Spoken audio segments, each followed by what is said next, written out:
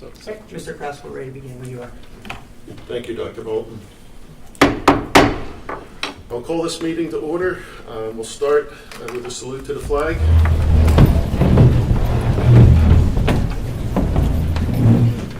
I pledge allegiance to the flag of the United States of America and to the republic for which it stands, one nation, under God, indivisible, with liberty and justice for all.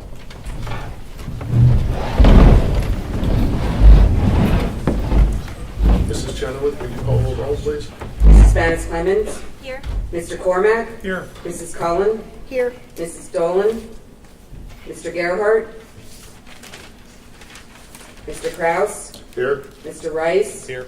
Mrs. Walters? Here. And Mr. Worth? Here. Mr. Kraus, for the record, I just want the public to know that Ms. Dolan intended to call in this evening, texted me about 6:30 that there's an emergency at work and is not able to make it right now. So she may be able to join later and we'll indicate if she is. Thank you. You're welcome. Okay, so before we begin tonight, first off, welcome everybody. This is awesome to see so many of our community members involved and interested in what's going on up here. As we move into the agenda, I just have an announcement I'd like to make at the start here. Let me start by thanking the members who participated in the DEI committee over the past year. They've worked hard, and their commitment to bring different voices into the discussion has been helpful. However, through no fault of those members, it has become increasingly clear to me that we have made some missteps, and as a result, there's been community confusion and lack of buy-in. This was the result of the board's failure to provide the right level of initial guidance in order to fulfill our district mission statement. We need to fix this. Moving forward, I am announcing the formation of an ad hoc committee to review and recommend programs to further support the mission statement and commitment we have to all children in the district. This committee will be comprised of 3 board members. Mr. Rice will chair, Mrs. Spanis Clemens, and Mrs. Cullen, as well as 12 to 15 community members. I have asked each of the 3 board members to provide me with 5 or 6 recommendations for members of the community to join the ad hoc committee.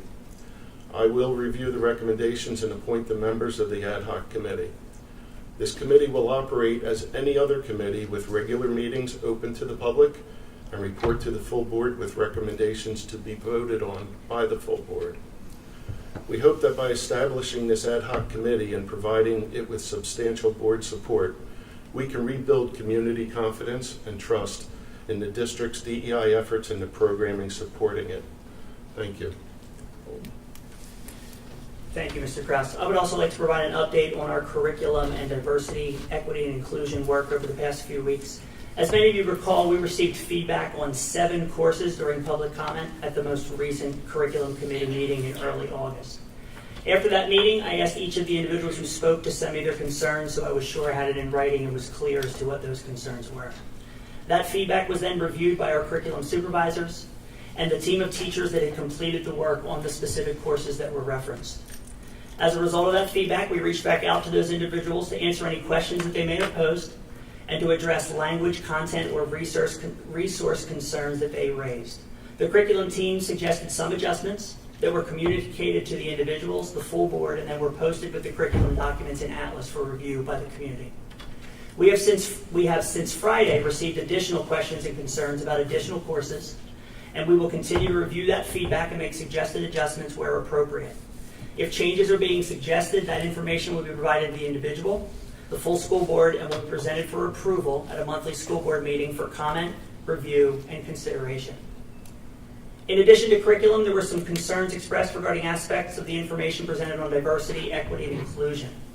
In consideration of that feedback, adjustments were made to the goal statement on the website, the teaching and learning framework, the purpose statement for the list of observances, and additions were also made to the list of observances themselves. I would encourage all members of the community to continue to share their feedback and concerns on any aspect of the school district with the appropriate school and/or district personnel that is in charge of that area. As we move closer to a time of public comment, I want to remind everyone of our expectations.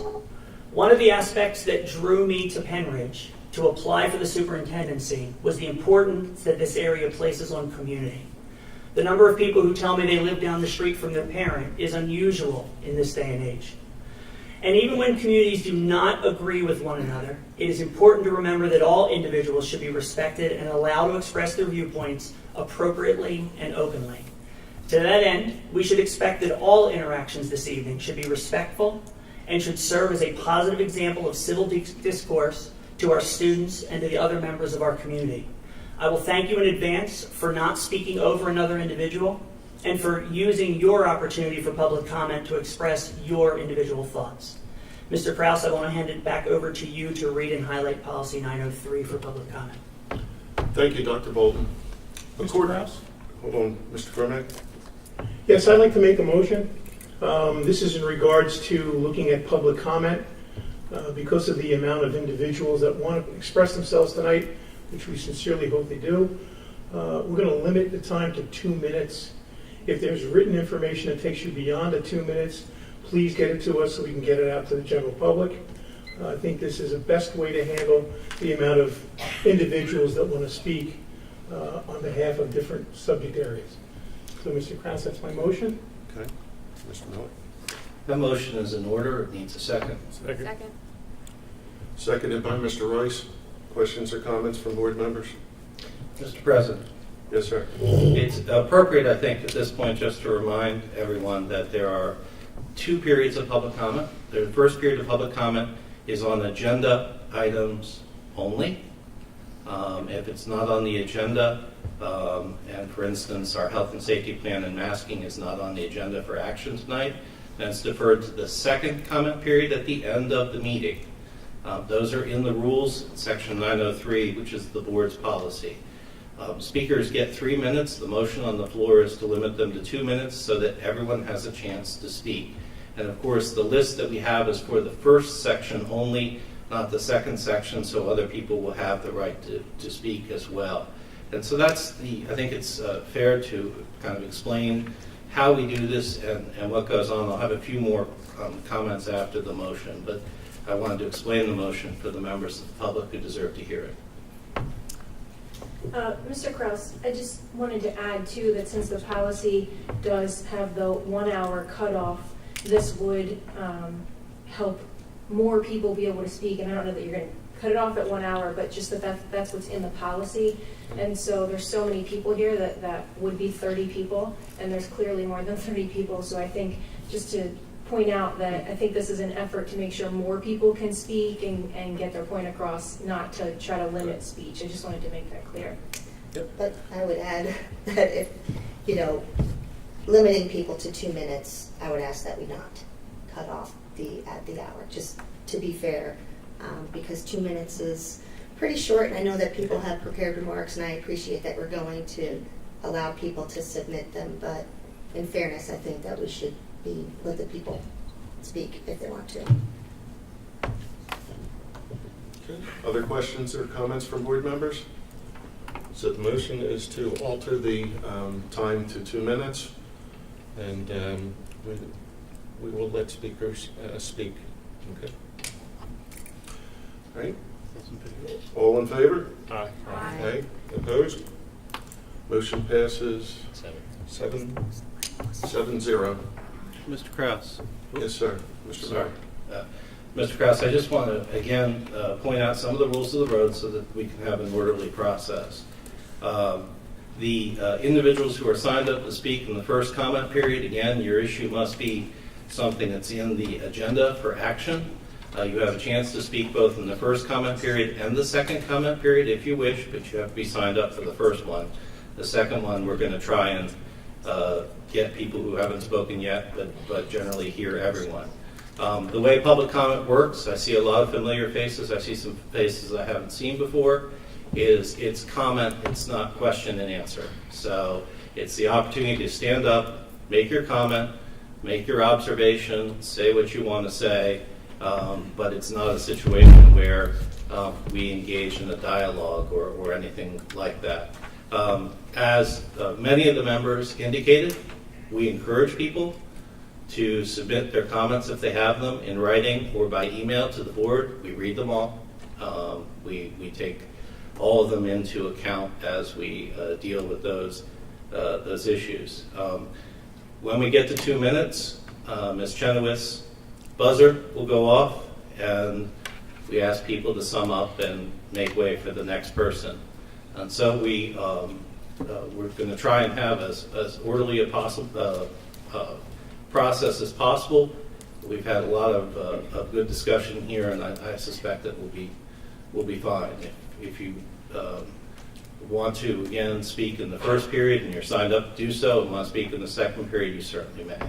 But those are the rules that the board has adopted and intends to enforce, so everyone has a chance to provide their point of view to this board, because this board wants to hear it. So thank you. Thank you for that clarification, Mr. Miller. So now I'll read our policy. According to policy 903, public comment, which is limited to 2 minutes tonight, should be directed to the presiding officer rather than individual board members, district employees, or members of the public. For confidentiality and privacy rights, specific comments regarding particular individuals must be communicated privately to the school board and superintendent via email at psdschoolboard@penridge.org. And with that, if there's no other comments from you, Mr. Miller? Well, I was always the kid who read the underside of the Monopoly board for the rules. I would like to remind everyone, all speakers, when you stand up, you're supposed to provide your name, your municipality, and your topic to be addressed. That's a rule in general. So if you would please do that, so the board can keep a record of who's actually speaking. Thank you so much. Great. Thank you, Mr. Miller. So to keep this moving, I'm going to call up probably three or four people at a time, and we'll go in order. So the first three people I have is Marissa Bell, and I apologize in advance if I butcher names. So Liz Deal and Matt Corbano. You'll go in the second period. All right. Thank you. Ross McLennan, are you speaking on the agenda item? Okay.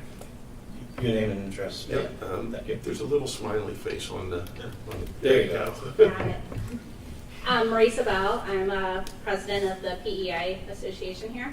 Good evening, Penridge School Board, administrators, staff, students, families, and community members. My name is Marisa Bell. I'm a reading specialist at Bedminster Elementary, and I'm president of the Penridge Education Association.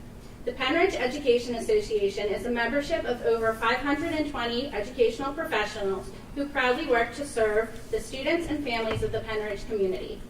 We are a membership of dedicated, lifelong learners who have made a commitment to ensuring that all of our students feel safe, welcome, and accepted. We understand as educators that in order for our students to excel as learners, we must first ensure that all of their basic needs are met. That is why, on behalf of Penridge Education Association, we promise to provide our students with stability, security, compassion, and a sense of belonging starting the moment they enter our classrooms. PEI is Penridge proud, and we are looking forward to a new school year and welcoming our students back this time next week. Thank you very much. Thank you. Ms. Steele.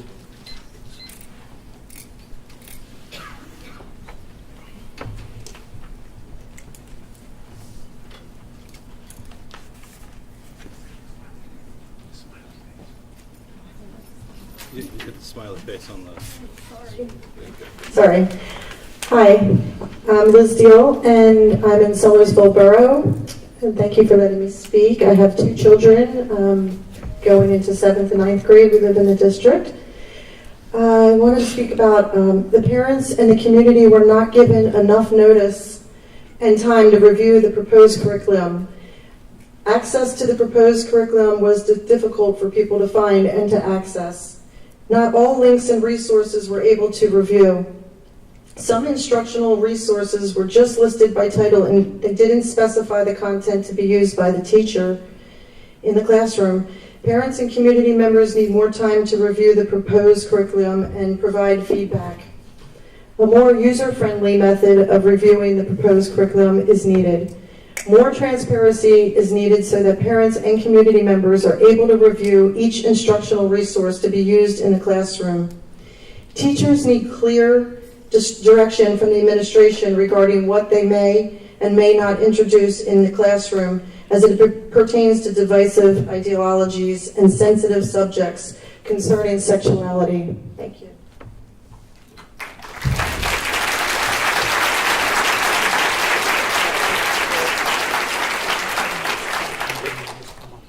Mr. McClendon, can you give me just 1 second? I'd like to call the next 3 folks up.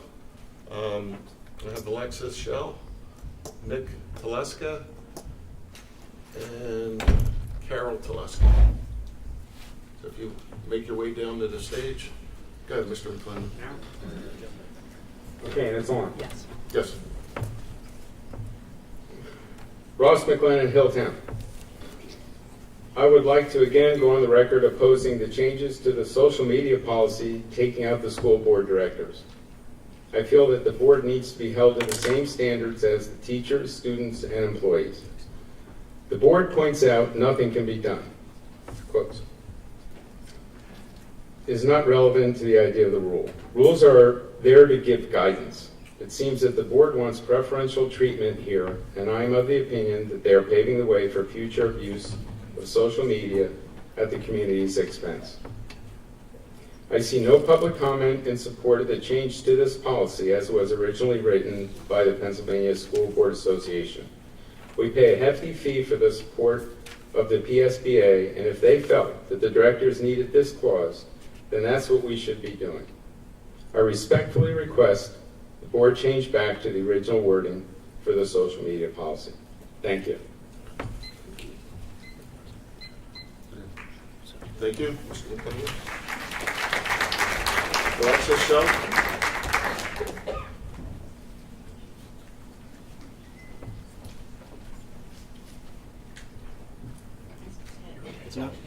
You're all good. Hi, I'm Alexis Shell.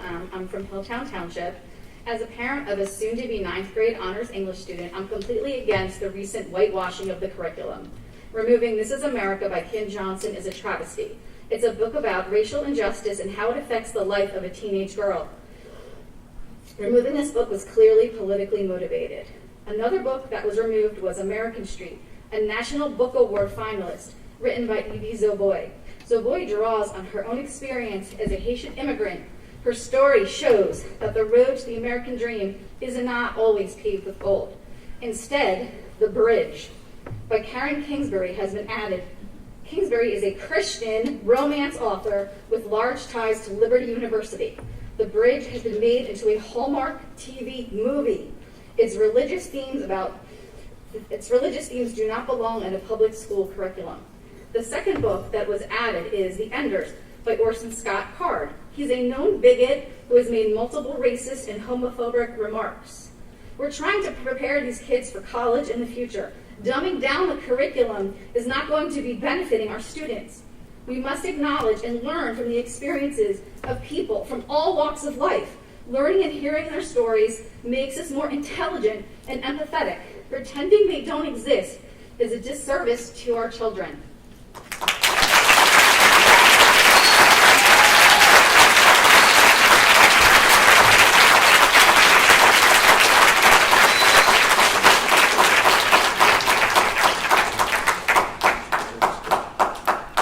Nick Taliska, East Rockhill or Sellersville Borough. I've reviewed the Grade 8 Social Studies Foundations of America curriculum.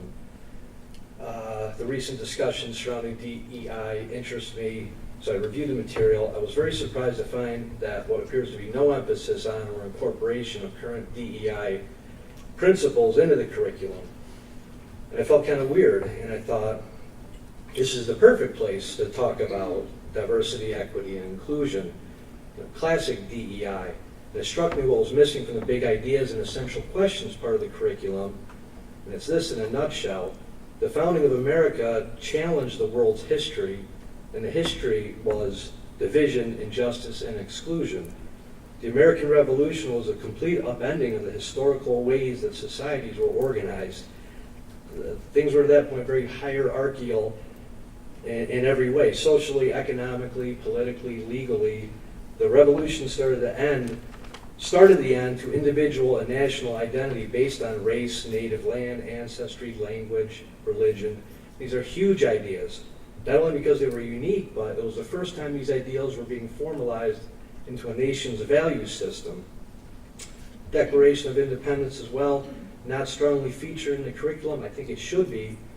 And why so? Is because during this time is when the concepts of equality, natural law, and natural rights were being formed in the context of how the relationship between a people and its government. And out of these ideas emerged the self-evident truths that form the backbone of the Declaration of Independence, which was the foundation of the American Revolution. There are no earlier American words that embody the spirit of diversity, equity, and inclusion more than those found in the Declaration of Independence. And to omit the biggest ideas and the most essential questions about the foundations of America is to provide our children an incomplete education at best. Thank you very, very much.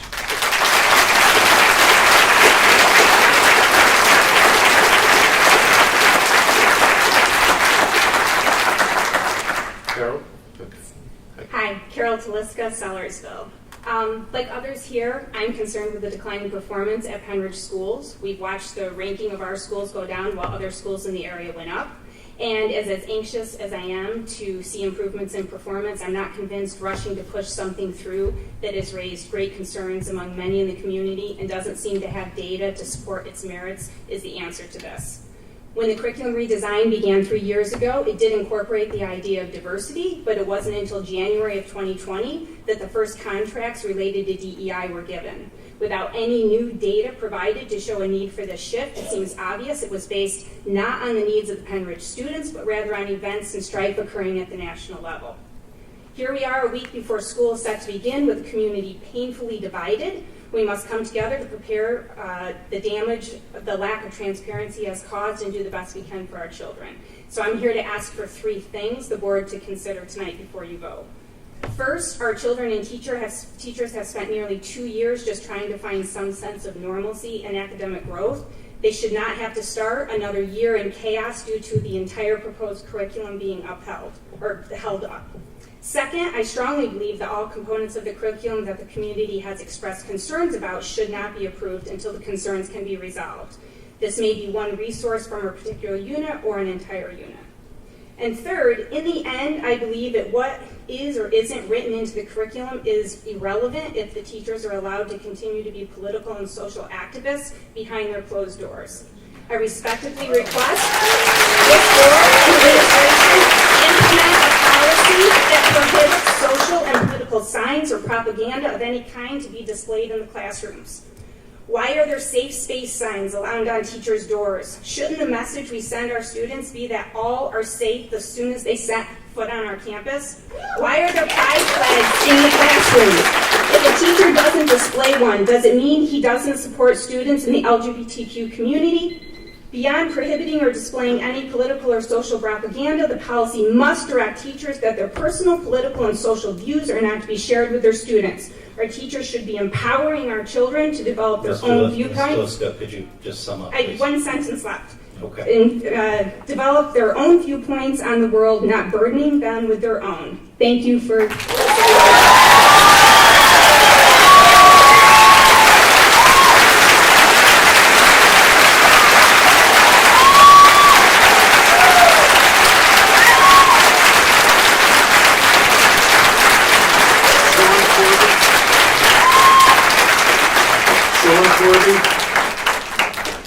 Sean Corby? Come on down.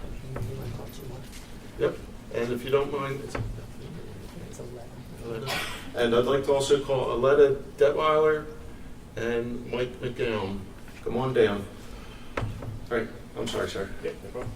Hi, my name's Sean Corby. I'm from West Rockville Township. I'm a parent and member schooler. I appreciate the effort by the district and time spent on the curriculum changes. However, there have been concerns raised by the community that there is an imbalance in the views and perspectives being incorporated in the curriculum as a result of the DEI lens being applied, and we want to make sure the district and school board are making an intentional effort to ensure the content, resources, activities being used are age appropriate and balanced. I'm asking if you would please hold off on approval of any revised course curriculums where there have been concerns made by the community members until these are addressed. As a Penridge parent, I am disappointed with the lack of transparency surrounding the DEI initiative. Who is driving the DEI initiative? What statistics do you have to validate the need for the DEI measures? It is concerning that the initiative was started without identifying any specific problems to be addressed. It is very concerning that the DEI initiative was started without being communicated to all Penridge parents and community members, and that the district selected a small group of individuals for the committee that lack diversity. Some of the members selected by the district are from the same household or involved in the same school-based DEI team. This demonstrates a biased selection of DEI candidates. Several community members requested to be on the district DEI committee but were denied. There is a clear lack of diversity of thought in the consultants hired, resources used, and training provided. I am asking that we please immediately halt the DEI initiative and all DEI measures to allow voices to be heard, concerns properly addressed, and a thorough evaluation to be conducted by the school board in all aspects of DEI at Penridge. Thank you.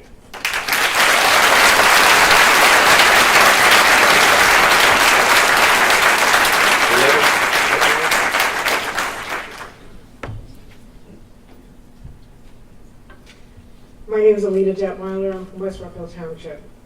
I'm here tonight to ask, plead the board please not to vote on the proposed curriculum tonight. I and many others have tried desperately to gather information about how this curriculum has been developed over the past year. The videos and curriculum meetings and regular school buildings have been without information until June of this year. I encourage everyone to read the curriculum, and I also reviewed part of the curriculum. The one I reviewed was Science 7. The curriculum unit is the fragile balance, environment, and ecology, and the focus is on global warming. I'm concerned because this hasn't been proven, and I'm not a climate denier, but a scientist. And although there is a movement afoot since the 1960s that the human race is responsible for the end of the world, now by 2030, the fact is, and backed up by centuries of data, that we're at the end of an ice age. I don't want to get into the details, but this area should be presented under the politics of civil government, maybe even a discussion, but debate. But this isn't science. By the way, it's not called climate change, not global warming. Under the skills section, the students should have also asked, use evidence to support the occurrence of global warming and identify its impact on the environment. This sounds like it's somebody's political views. This is wrong. Please, you need to table this curriculum and take a closer look. Use those wonderful parts that are in there, but remove the political bullshit. Thank you.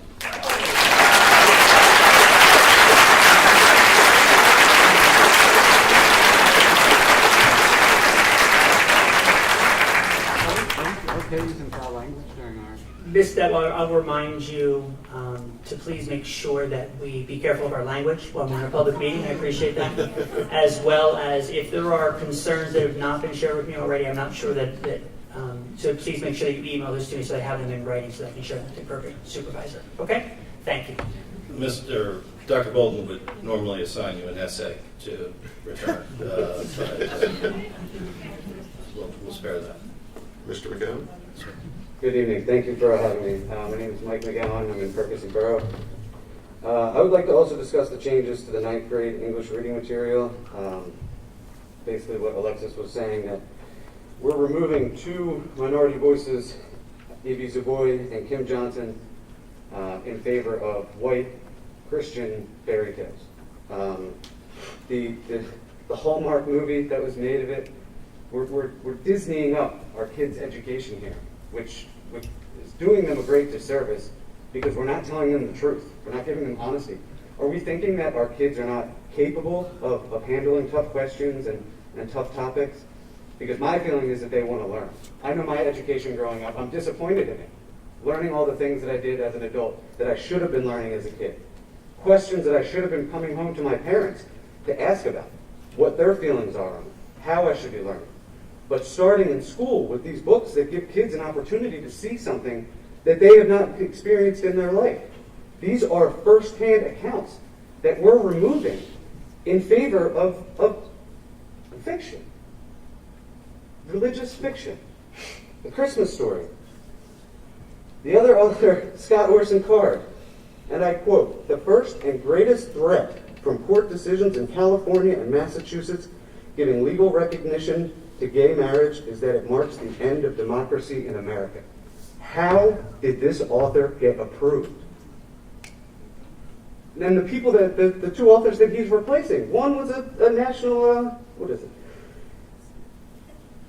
Sorry, a National Book Award finalist, giving true accounts, feeling, real things that our kids can read and think about and talk about and discuss, real topics, and we're depriving them of it. And now I hear your statement at the beginning that the DEI committee now is being overseen by somebody who participated and was there January 6th. Outrageous. Thank you very much.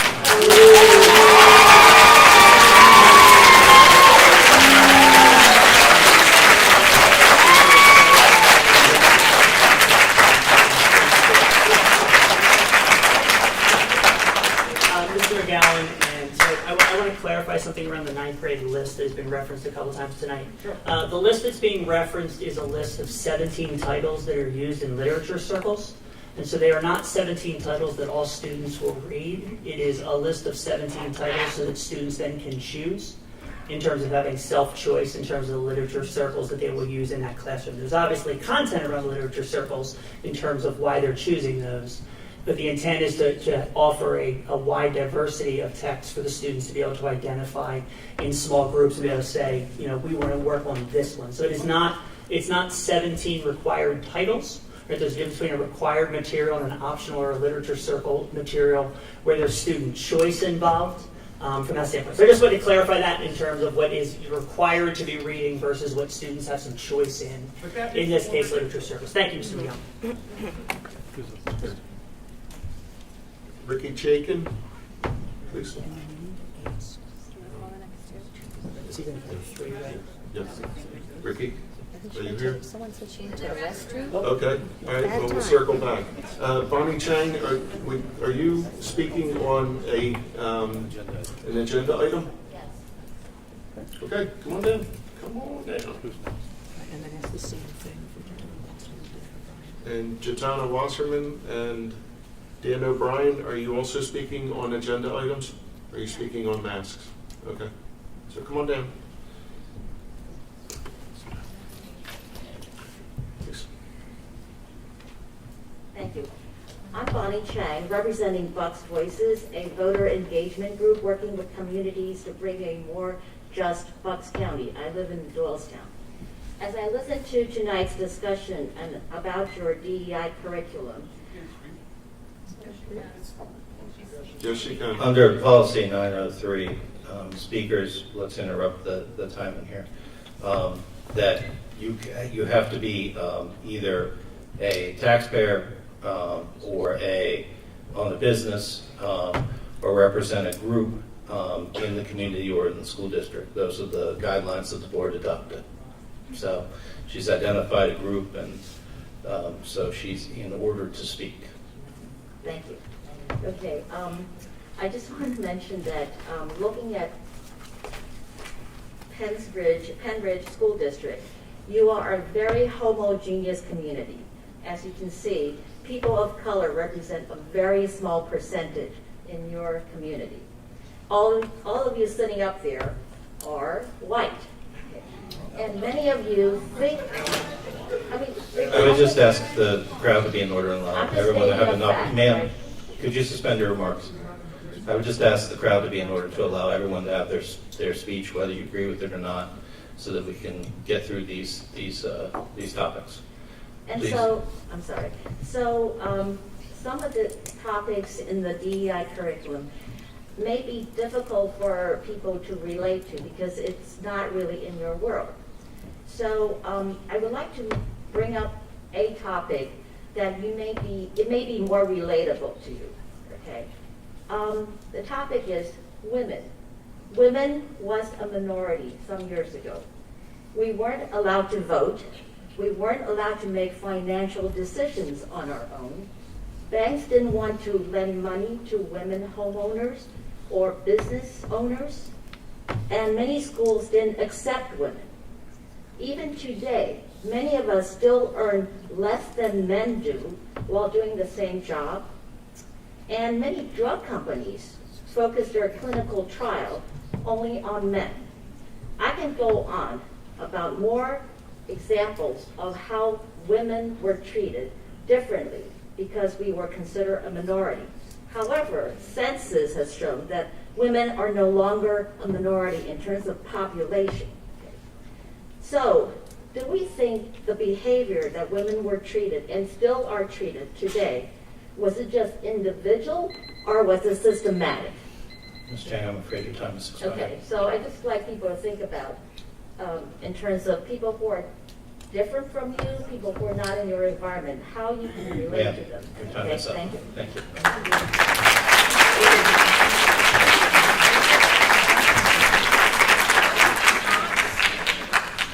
Information here that this is supposed to be related to the agenda.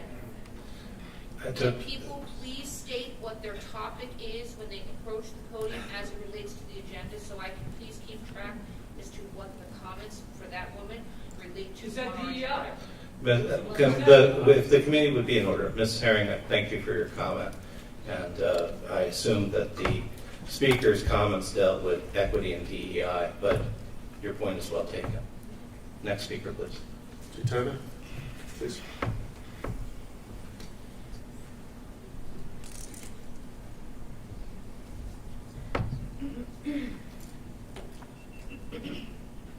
Hello, my name is Jutona Wasserman, and I'm from Bedminster Township. Martin Luther King Jr. said, "Darkness cannot drive out darkness, only light can do that. Hate cannot drive out hate, only love can do that." And I'm here with love in my heart. I come to you not as an expert, but quite the opposite. I'm from a small coal mining town in western Pennsylvania that was almost entirely white while I was growing up. I grew up, unbeknownst to me, very ignorant of many racial issues, nuances, and sensitivities. As a young adult at college and even afterward, I have stuck my foot in my mouth more than once. Never out of hate, but out of pure ignorance. I just didn't know. But Penridge students deserve to learn the truth. Maya Angelou said, "Do the best you can until you know better, then do better." We must do better. After the senseless murder of George Floyd last year, I went to several vigils and marches in our community to learn. I heard many brave people's truths about what happened to them here, in this community, and even in this building. I believe them. Over the years, a student I know very well has echoed concern of racist comments he witnessed here. When we don't teach our kids anti-racist hurts the victims, it hurts the kids who go off into the world ignorant, and it also hurts the kids who know better, who have the added stress of having to call out their friends for making racist and homophobic jokes. A couple weeks ago, my family vacationed to Cape May. One of the first things we did was visit the recently opened Harriet Tubman Museum. I noticed they not only tell a story about how Tubman worked in Cape May to raise money for her heroic missions on the Underground Railroad, they also talk about a time not so long ago when many black families were forced to give up their homes in Cape May on Lafayette Street. The young person giving the tour said that there were many things about her own town that she did not even know. I appreciate that this museum doesn't sugarcoat things, Ms. Wasserman. and neither should we. Thank you.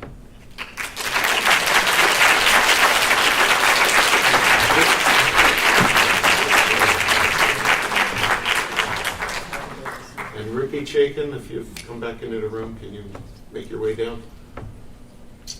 Hi, my name is Dan O'Brien. I'm the Bucks County Coordinator for Children First. We're a nonprofit children's advocacy organization. We were known as PCCY until like 2 weeks ago, so just in case you heard that name. I'm coming here today because in March of 2021, I'm here to speak about DEI.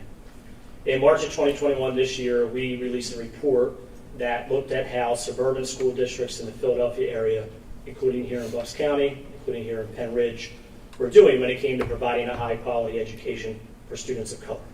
And we compared that with achievement scores with reading and math. We looked at access to AP courses, so higher level learning, and we looked at discipline data. And the goal of that was to see how students of color and white students were comparing and how really our schools were doing for our community, all of our community. And what we learned is real quick. We can debate the process. We can debate if there's a lack of transparency. We can debate specific curriculum items. But in reality, there is no debating the facts when it comes to how we're doing as a community for our students of color. Achievement gaps in Penn Ridge, and again, this data changes every year, but it's pretty consistent when you look across the board. In 2019, before the pandemic, when you look at reading scores, when you compare white to black students, white students were scoring on average a higher about 22 percentage points when it came to reading. When it comes to white students in comparison to their Hispanic counterparts, it's about 18 percentage points higher. When you look at math, when you're comparing white to black students, it's 25 percentage points higher. And when you're looking at white to Hispanic students, it's about 19 percentage points higher. Now, as a former civics teacher, I would tell you the tests don't always tell you the whole story. So let's look at access. Despite the fact that black and Hispanic students make up about 9% of students in Penn Ridge, less than 2% of black and Hispanic students that attend schools in Penn Ridge do not have access to an AP course. Thank you, Mr. So O'Brien. real quick, wrapping up, we need to uplift all of our students. And as a community, if we do that, we will be better. So even though there might have a debate Mr. about the O'Brien. process, let's Mr. O'Brien, continue your time is up, to- sir. Thank you.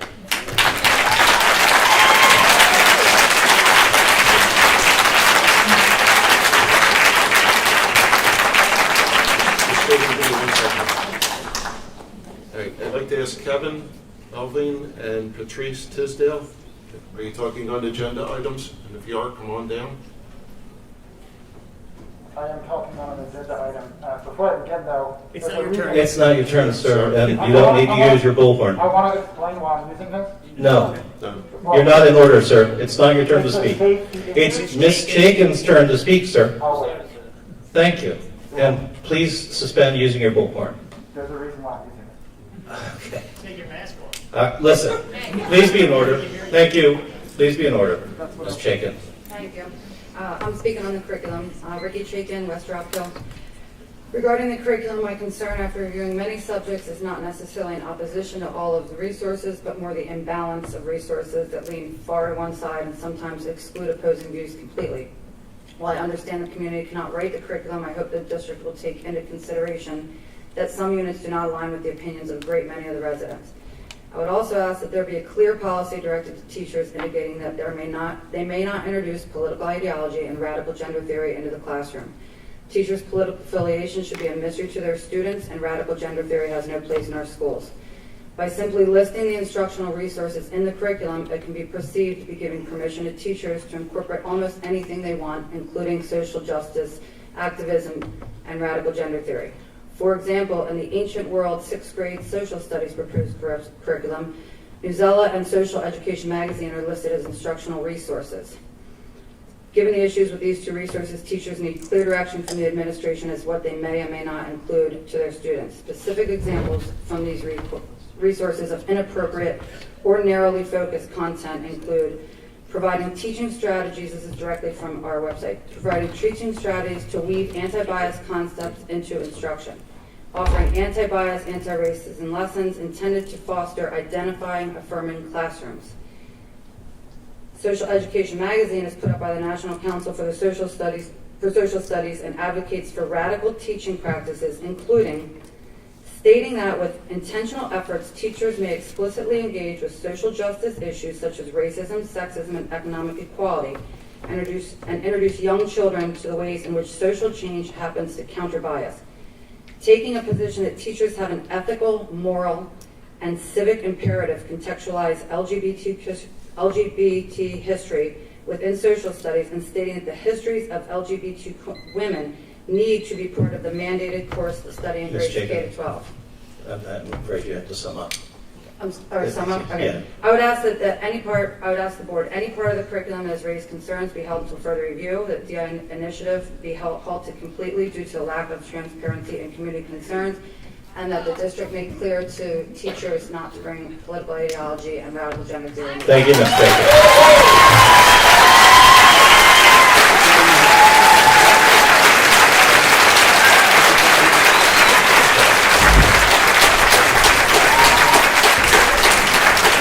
Mr. Elder, you are in order. If I may, could I explain why I'm using the bullhorn tonight? Sure. I just got off the plane from Baton Rouge, Louisiana. I just got off the plane from Baton Rouge, Louisiana, and I'm not sure if everyone is aware of what's going on down there. Please be in order. Thank you. So I'm reluctant to use the microphone for safety reasons. Okay, listen, Mr. Elder, is that right? Levin. Levin, sorry. Can you state where you're from and what your topic is? My topic is DEI. I'm from the Bucks County Anti-Racism Coalition. We are a charity. Actually, it is an agenda item. It is, the curriculum is on the agenda and the people have spoken about it. Sir, you have 2 minutes. Excuse me. Sir, you have 2 minutes. Thank you. Whether I like it or not, whether you like it or not, we are bound together forever. We are a part of each other. There is no way around this. I am suggesting that these walls, these artificial walls, which have been up so long to protect us from something we fear, must come down. The only thing that all Americans have in common is that they have no other identity apart from the identity which is being achieved on this continent. These are the words of James Baldwin. This is the man, the American man, whose voice you wish to exclude from your students' awareness. And he's not the only voice. The effort to continue to silence perspectives that will allow students of color to finally see their contributions to this country in full, and in the end, enrich educational foundation of every racialized group, that includes white people. We have so much more to gain by unity within diversity than we do by lobbing baseless claims of indoctrination by those who seek to simply correct for a long overdue omission of talented American perspectives. The efforts to counter this are not indoctrination. Including voices of color are not overwhelming. This is American history. And knowing it allows for a more cohesive body of knowledge to enter the future. The school exists for the sole purpose of preparing students to be, as the late great Paul Robeson said, citizens of the world. And if you haven't heard of Paul Robeson, well then that only underscores my point. If you don't teach about slavery, then students miss out on the inspirational journeys of Harriet Tubman, of whom a statue stands less than an hour from here, and the Underground Railroad, of which a stop was right here in Bucks County. And that may be what you wish. But you then also can't teach about Thomas Garrett and a number of other white Quakers who aided in her attempts. Sir, your time is up. That is not 2 minutes. I'm sorry. Yeah, it is 2 minutes. Your time is up, Okay, sir. I'll continue at the next segment. Fine.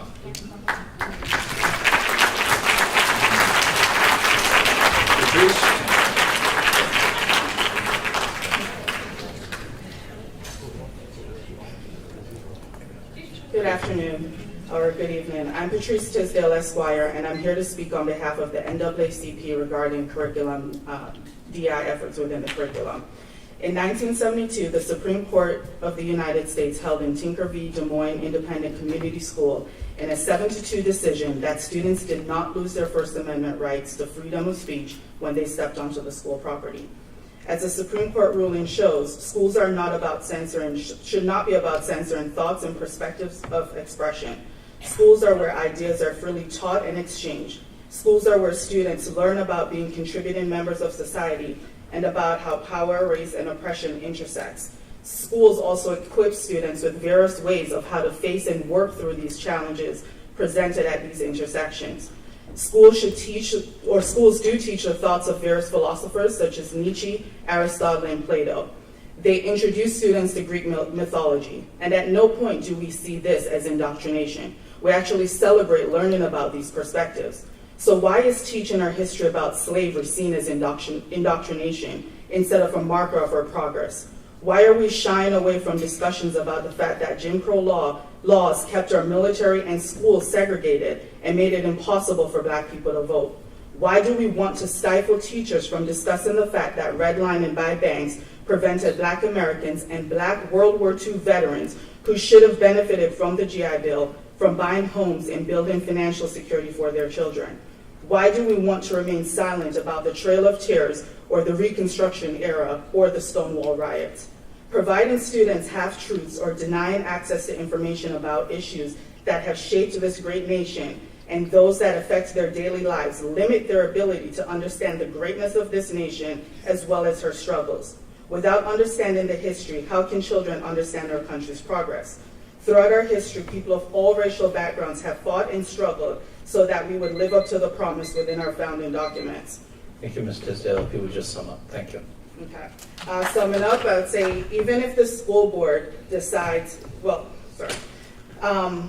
Germany has figured this out. They have taught their children about the Holocaust despite the fact that many of their parents are there. So, exactly. Well, I'm leading to, this is the last summing part of it. I would say that even if the school board decides that they do not want to, they want to engage in a legitimate pedagogical exercise about diversity in curriculum, you should be aware that students should not, their right to engage in free speech should not be infringed. Appreciate it. Thank you.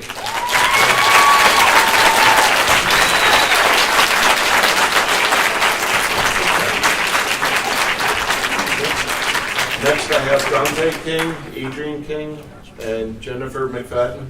If you would come on down, please.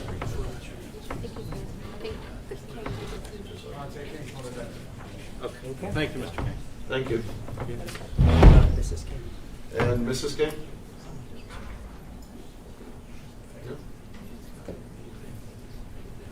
Okay. Jennifer McFadden?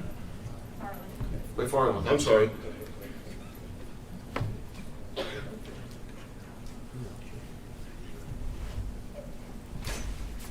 Please. Come on down.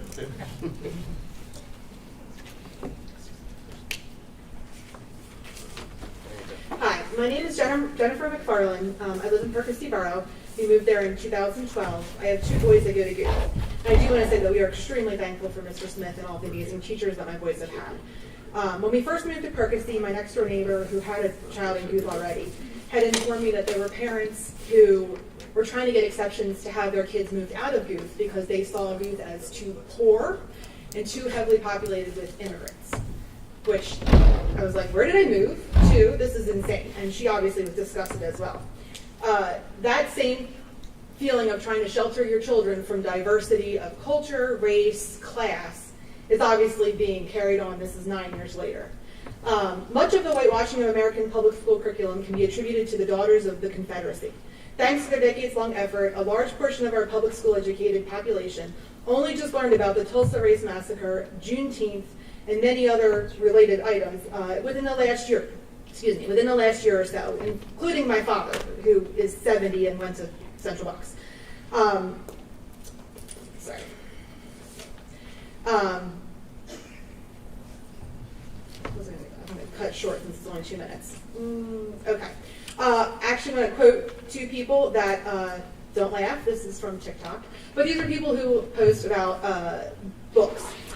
One commenter said, when I think of closed-minded, bigoted people that I know, they are not diverse readers. They read maybe one thing or one philosophy or one type of author or one type of book. We only have one life, and diverse reading leads us to empathy and understanding. Another one wrote, there's a reason you don't find a whole lot of well-read racists. Diverse literature creates empathy. I didn't know about genocide until I read Night. I didn't understand the horrors of slave catching until I read Beloved. I didn't know about the trauma of racism until I read I Know Why the Caged Bird Sings. There's a reason a certain faction is going after diverse history and literature. It unites us. We're smarter than that. Let students learn, let teachers teach. Our children deserve the truth. Thank you.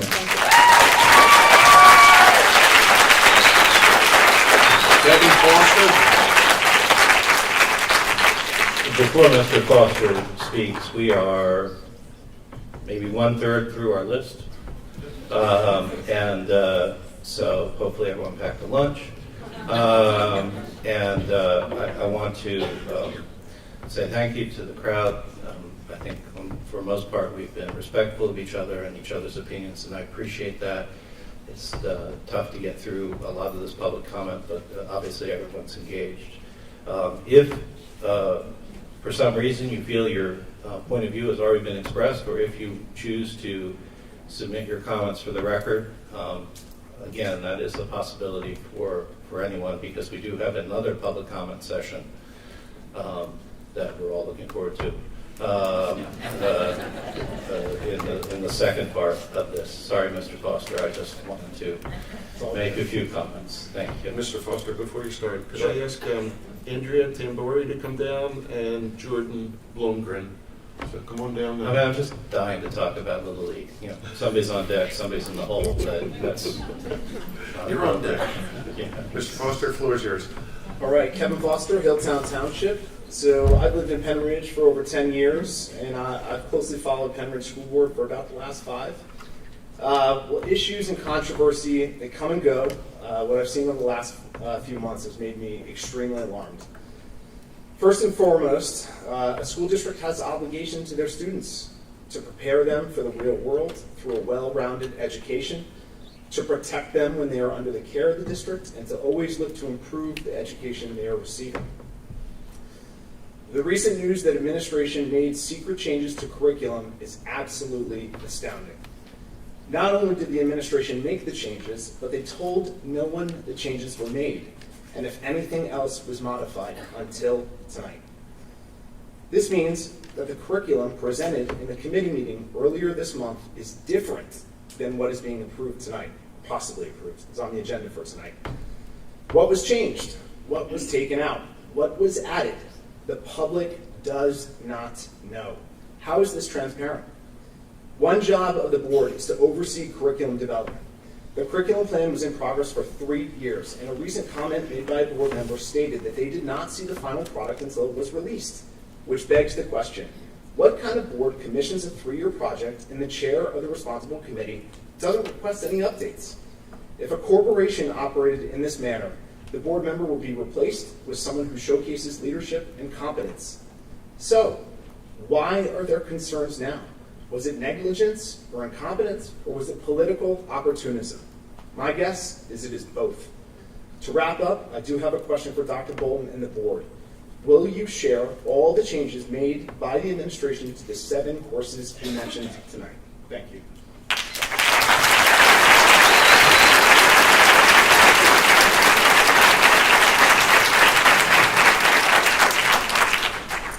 Andrea Tambori, Hilltown Township. I'd like to start saying that there are a lot of assumptions about the life I've lived and my life experience because of the color of my skin, and quite frankly, I resent it, and it's ignorant.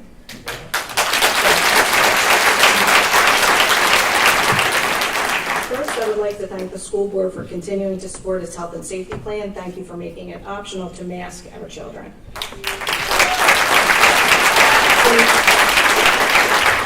In reviewing some of the social studies curriculum, there are 12 sites listed as instructional resources. My first question is, how can we be ensured that materials taught are consistent across all grade levels and school levels with so many options? It would take months to review each resource and their resources. I decided to look at one called Newsella. Under equity, I found a section called Cultural Responsive Teaching with 4 points. Number 1, structural inequality. And I quote, awareness of inequality varies, and those in dominant groups tend to not see their own privilege, end quote. Number 2, the invisible knapsack, based on an essay called White Privilege, Unpacking the Invisible Knapsack. This essay looks at, and I quote, the idea that certain groups benefit from unearned and often unacknowledged advantages, end quote. Number 3, motivation and culture, meaning motivation stems from cultural conditioning. Number 4, identity formation and new media. This recommends that teachers make an identity map for each student with the student in the center with branches. Branches might say American, speaks English, athlete, etc. Then each branch is divided into 4 categories. Visible as in skin color versus invisible, and I'm using their examples. Inborn as in white versus chosen, permanent versus changeable, and valued as in white versus marginalized, as in woman or first-generation student. My husband's first generation, by the way. Do Penridge school teachers make identity maps? My concern is not with teachers keeping bits of information to foster good relationships with their students. My concern is the way children are grouped and examples given. I'll wrap up by saying this. The district could easily, and with my support, educate students adding more culturally diverse material, but not with the current premise that our society is racist and not inclusive. It's a lie and it harms everyone.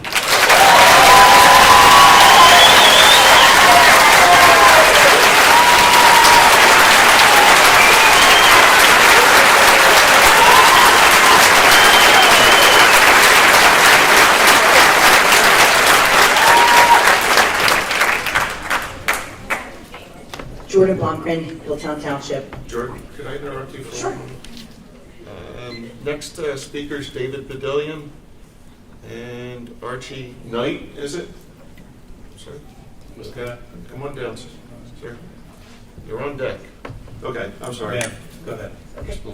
Speaking on curriculum, with the possible renewal of this curriculum being put into place, a couple pieces from my bridge of trust with the district has been broken due to too many resources that are out of balance and left-leaning and support leftist ideology, including the optional resources. I will give you a few examples.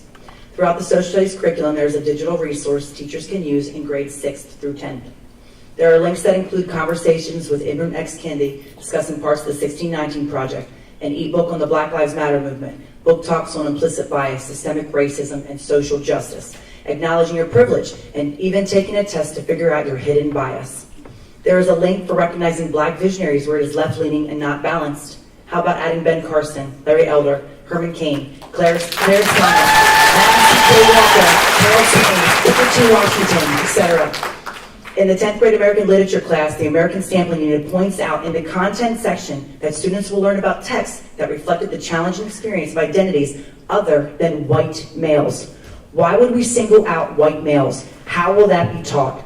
Continuing with the American Lit, I'm skipping that part, sorry, 2 minutes. Many in the community still beg the question how teachers will implement these resources with students.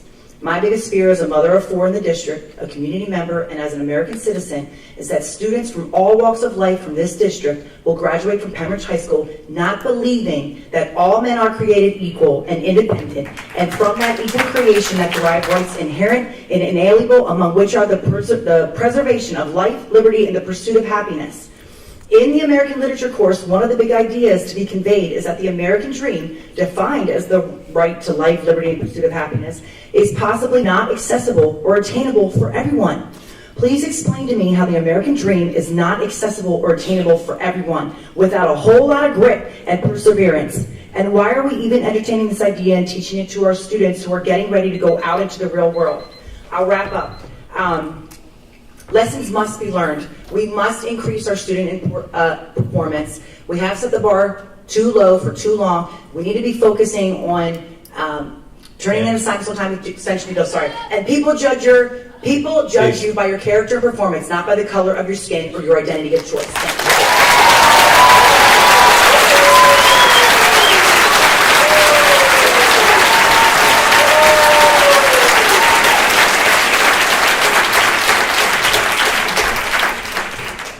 I think you're up. Mr. Bedillion? Yep. And then Mr. Knight.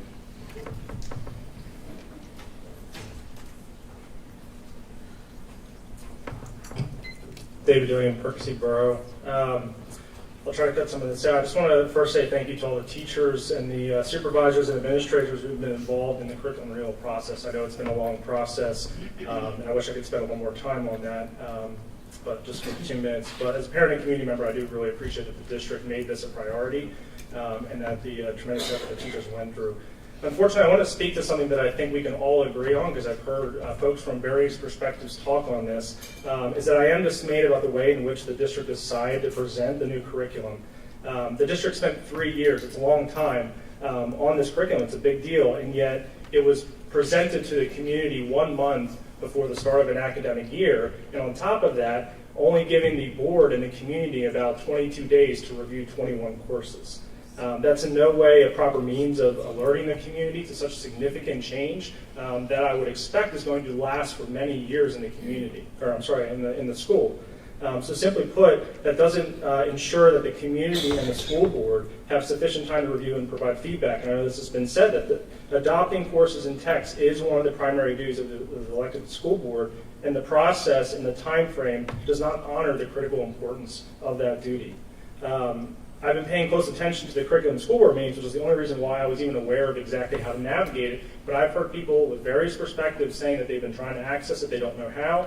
And I share some of the concerns that everyone has had, that, you know, I presented some concerns that I had, and changes were made, and I had some of those communicated to me. Some people seem to be presenting that I or certain individuals had special invite to the community, or special invite to the district to specifically remove authors, which is not the case. But unfortunately, because of the lack of transparency from the district, district in handling that and presenting it. Those types of accusations are now being made in the community, and it's frustrating to everybody. So my point that I want to wrap up with is this district needs to strongly reconsider the way in which it's going to make these significant changes, whether it's DEI or curriculum. You're not getting the community involved, and we need to know what education our kids are getting, not just curriculum, but what goes on in the classroom, and we need more transparency. Thank you.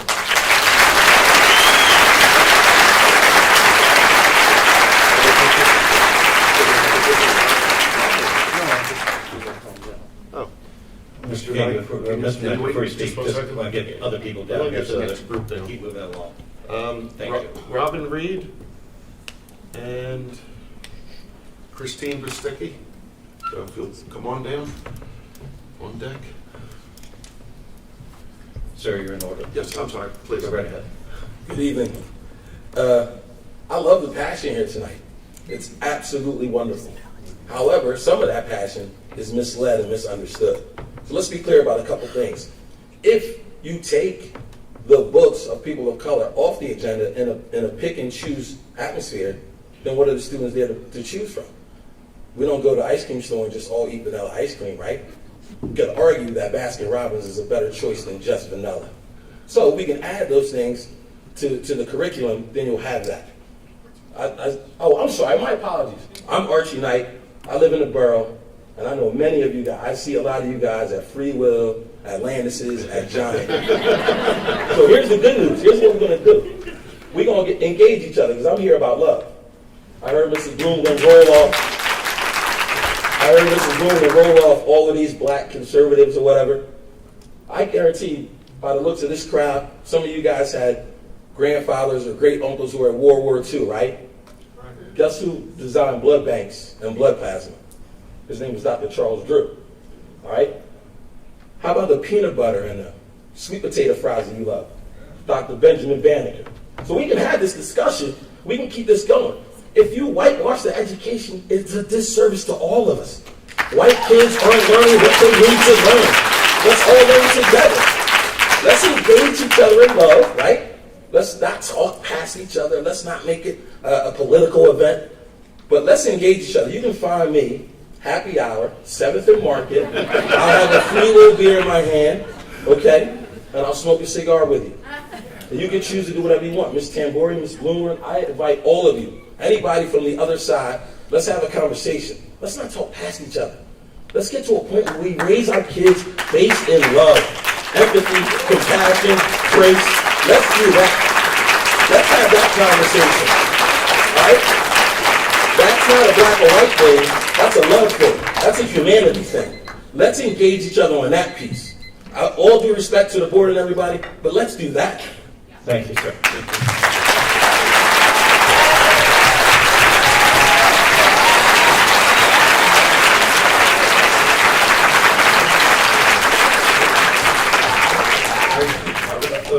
Before, I am willing to adjourn and go to Free Will, but First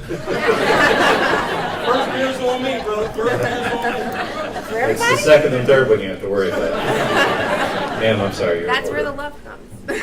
My name is Robin Reed. I live in Percy Borough. I'm a rising junior here at Penn Ridge. I'm a student who loves to learn, and I want to learn as much as I can before I graduate. My favorite subject is history, and I have a passion for it more than anything else. I know that history can be unforgiving. I know it can be blunt, it can be difficult, and it can be hard to learn. But I'm telling you now, your students are up for the challenge. In my English class last year, I did join a lit circle group where we read The Color of Water by John McBride. Difficult conversations arose, and students learned to have calm, collected, and productive conversations that ended with good spirits, and in some cases, new friends. The book we read was nonfiction, and although some themes were difficult to discuss, students showed they wanted to discuss them. The history and lessons we learned through the book were fascinating. People say that when the children speak, you listen. Listen to me when I say removing DEI efforts from curriculum will remove important lessons that your students deserve to learn. By removing lessons, you remove the truth, and I deserve the truth. Thank you.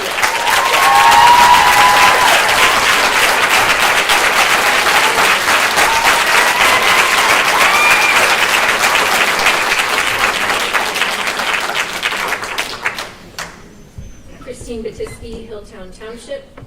I specifically reviewed early American history, academic, and honors for grade 9, and I was looking for unbalanced or biased content. Most of the resources were not accessible. 2 of them were, and they caused concern. So the first was the New York Times Upfront magazine, which was very slanted. There was a sample issue to look through. It was clear that the articles were politically biased, presented controversial DEI perspectives, and they were not balanced. The other resource was Teaching Hard History. And again, there were inflammatory words in there like segregation continuing to persist in the U.S., whiteness, white supremacy, teacher resources with Ibram X. Kendi, the new Jim Crow, white rage. So there may have been other resources on that list that were balanced, but I couldn't access them. So I do have these comments that I emailed the board in more detail last night. Thank you.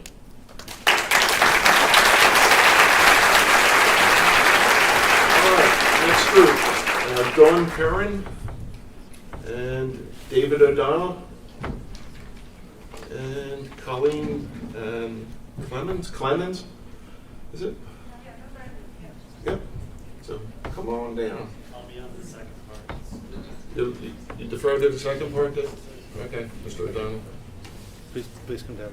Yep, come on. You're up. Yep, you're up. You're all good. Am I on? Yeah, yeah. Hello, I'm a Bedminster resident and a Penridge parent. I'm also an English teacher in another district. I'm speaking tonight with concerns both about the misrepresentation of the proposed curriculum and the revisions that have occurred since the curriculum meeting earlier this month. At that meeting, a community member read lines and summaries cherry-picked from a handful of titles, which were almost entirely from one unit of one course of study in which the intent is student choice. Students select a book to read from a list of more than 20 titles. Without giving this context, the speaker has widely disseminated the message that the theme of racial oppression is overwhelming in the curriculum. This is just not so. I fear that many in this community have not reviewed the documents themselves and are only getting this biased CliffsNotes version. The proposed English courses of study are extremely traditional. The vast majority of authors, especially those included as required works, are white American men. Most of the literature in the curriculum was written more than 50 years ago, much of it nearly a century ago. For example, the American Dream unit that was mentioned a few speakers ago, and the discussion centered around its accessibility, is centered around the works of written in the 1920s and 30s by 2 white men, of Scott Fitzgerald and John Steinbeck. Yet somehow, continued misrepresentation of this curriculum has led to 11th hour revisions that were not clearly shared with the community. Some of the revisions, as I understand them, include removing works by 2 black female authors and replacing them with 8 other authors deemed less controversial, I suppose. I say the changes as I understand them, and I suppose, because even as someone who has studied the curriculum in detail, I would have missed these changes had a member of the community not voted about their role in these changes on social media. The board docs do not delineate revisions. One would have to check daily and compare it with the saved previous version to notice changes. This is not community transparency. Curriculum writing is a process, one in which the experts, our teachers, should be given the majority of the responsibility. Parental and community input should be considered and invited during the process. However, I am truly bothered that a few individuals have been able to paint an inaccurate picture of for the community and then seemingly take a red pen to 3 years of curriculum work. I am also troubled that these changes were made so discreetly, perhaps in hopes no one would notice. I do hope the curriculum passes tonight, even with the revisions, because it's sorely needed. I also ask the community listening tonight to read the curriculum yourselves in its entirety. Educate yourselves and form your own opinion. Thank you for your time.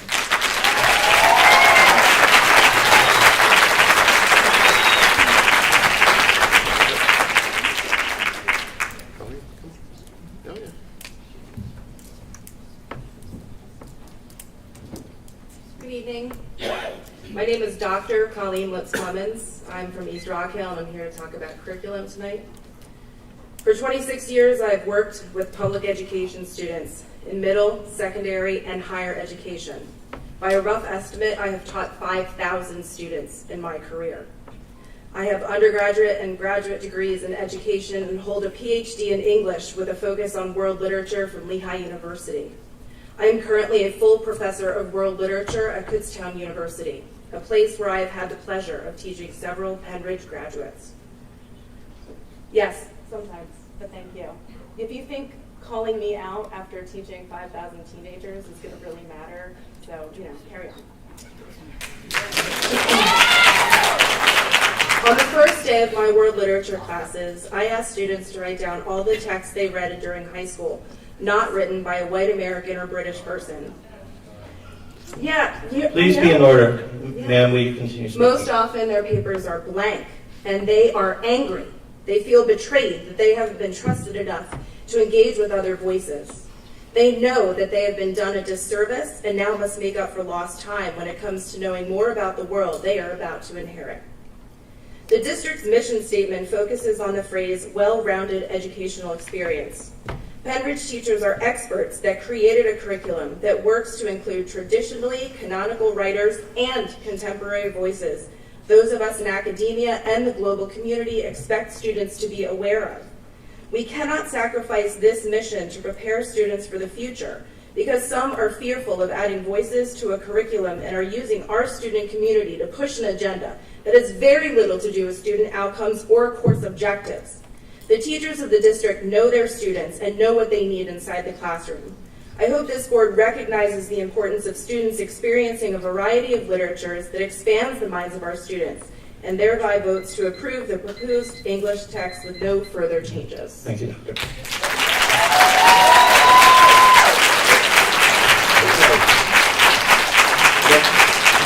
Next three speakers, Tom Murtha, Chris Uncantno, and Kim Badillion.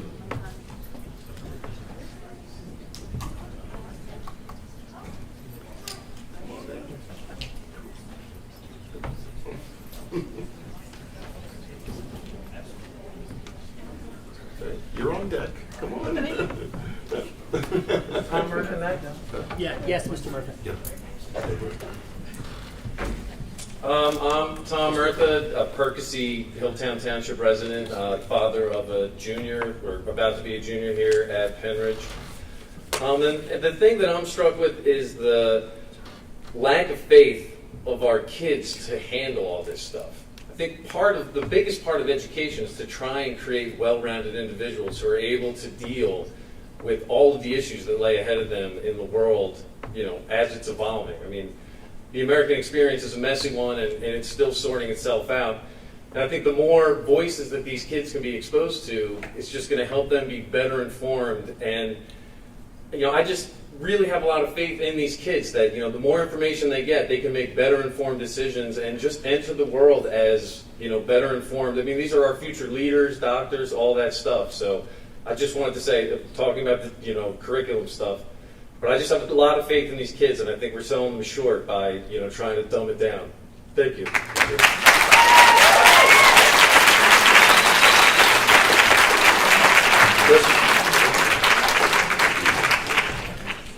Before the gentleman speaks, looking at the list, we are close. We have seen the light at the end of the tunnel. Maybe it's a train. I don't know.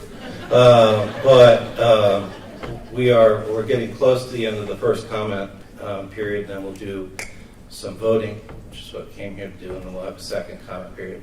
So I just wanted to let people know where we were at the list so that everyone understood that we're moving along. And I want to again thank you on behalf of the board for being civil with each other as we get through everyone's comments. Sir, I'm sorry to have interrupted you. No problem. My name is Chris Uncango. I'm a 73-year-old Vietnam veteran. I've been a Percy resident since 2000. My son actually went to St. Anne's and then on to Lansdale and then the University of Rhode Island. But like that mobster said years ago in front of Congress, I pay my taxes, so I'm here to say something. I know I've been standing here for an hour and a half, and I have not heard the three words that I came here to hear. Okay? Critical, is that the first word? Okay? Critical race theory. Okay? It's my understanding this is going to be disguised in some way or form, or maybe straight out in the curriculum of public school here. I want to say one thing. I had this all written out. I'm not even going to read it. I've been a high school umpire for 42 years, okay? I've seen kids from Little League, through middle school, through high school, off to college, and watch them come back. And they come back, and I run into them, and this kid has just flip-flopped. Number one, he's a white oppressor. What? Number two, capitalism stinks. And I try to say to him, but son, that house you live in, the car mom and dad gave you, the college being paid for, that's all that's all capitalism. It's the American way. Okay? And here's the biggest thing, okay? They are trying to make this a race issue. It's not a race issue, okay? It's an agenda. And if you spend some time, okay, and do the reading, okay, and see what it is. The one word that sticks out to me is equity, not equality, which some people think that's what it is. It's not equality. It's equity. And I'll give you what I read as the definition. That's when the powers that be decide we want your bank account and we want your home. Sir, the audience will be in order. Your time is up, sir. We want your home, we want your money, and we want to disperse it. Look it Thank you, sir. up. Thank you. Look it up. Look it up. Thank you.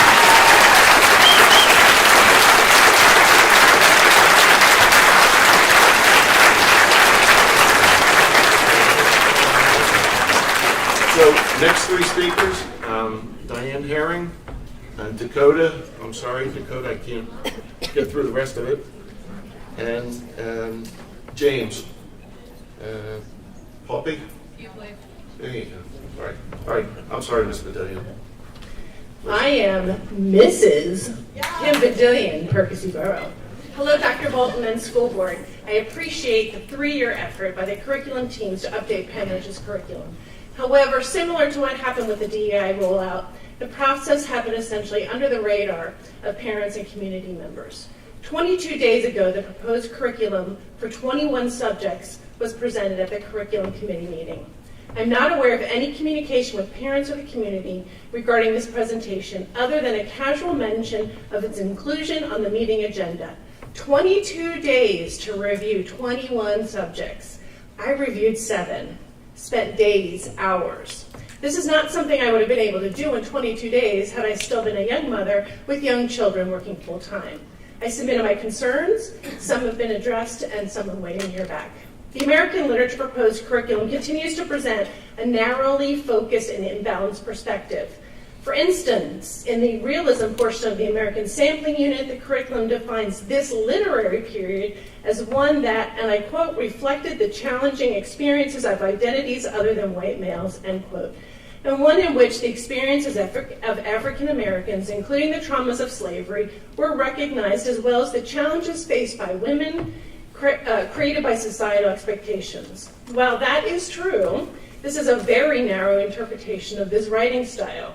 It's my understanding that this style of writing covers the time period from the Civil War to the turn of the century, and with a style of writing in which the author was seeking to represent the true experiences of everyday people, all people. In addition, all 4 required readings for the modern contemporary literary period, which covers from 1915 to the present, concern the subject matter of oppression of minority races. In the autobiography unit, which covered the graphic novel genre, the subject matter of the required reading in all 3 optional reading texts is minority oppression. I could go on, but you get the idea. I'll wrap it up. A pattern has emerged. I respectfully request that the curriculum committee review the proposed curriculum as well as all the others to make sure that any sort of social activism is not included, as that would not be something appropriate as part of curriculum.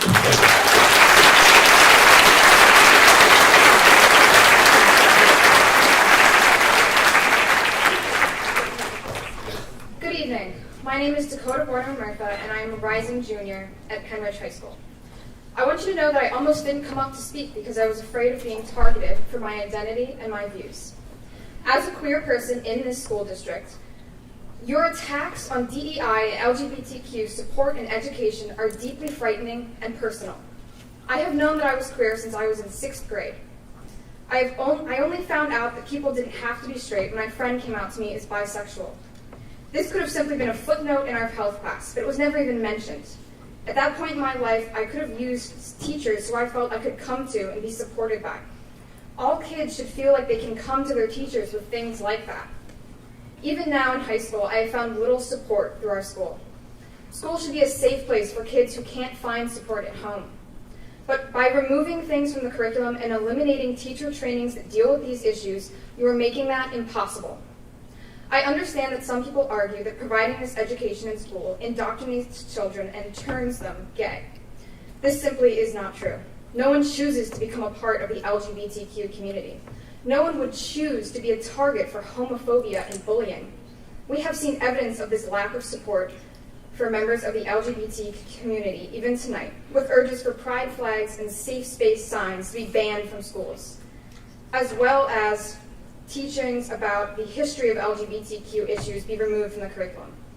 My identity and support should not be up for debate by my own school board. My identity is not a political issue. Thank you for your time.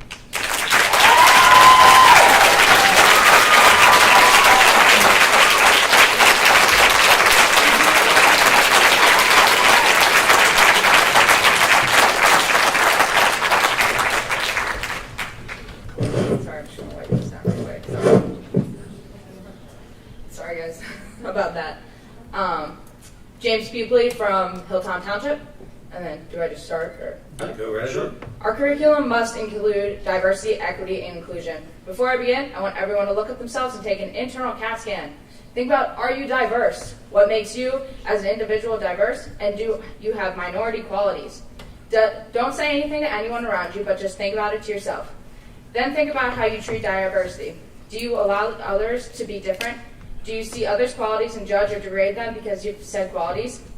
Again, don't say anything. Your story was the first questions I asked. The last questions I asked are not yours to dictate. Those are your own thoughts and opinions on someone else, but where your realm is where you are on the diversity spectrum. You should talk about and explain your own story. You should have the time to show that you are culturally aware of what is happening in your realm. Don't step out of your realm to tell someone else about their diversity and about their realm.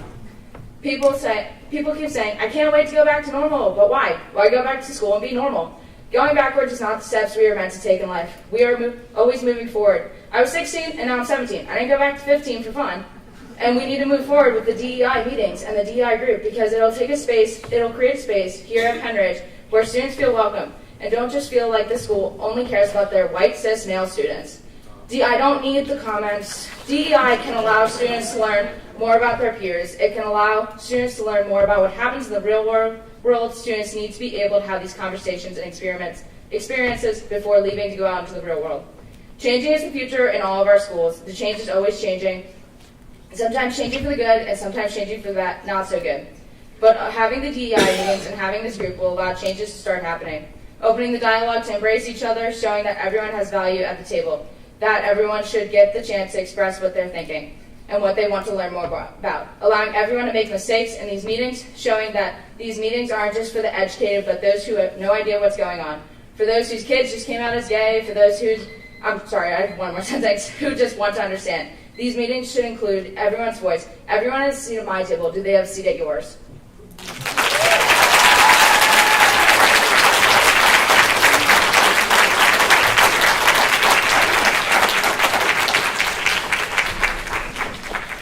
Diane Herring, Hilltown Township. Could this please be passed to Ms. Bannis Clemens? This is a packet that she did not receive at the IU meeting I attended. And this is for Mr. Burks. Thank you, Mr. Rice.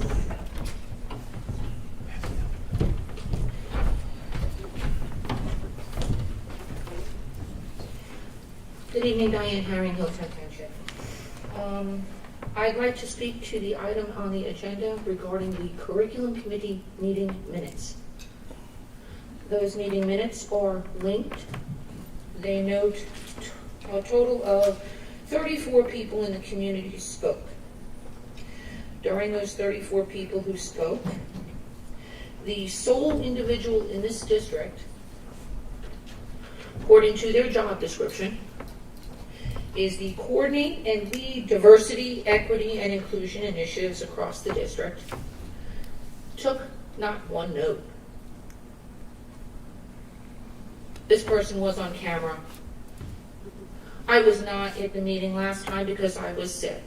So I had the unique perspective for the first time in the last 10 years of watching a meeting virtually. What I watched horrified me. Because everyone here this evening has a perspective. Everyone has an opinion. Everyone's place should be appreciated.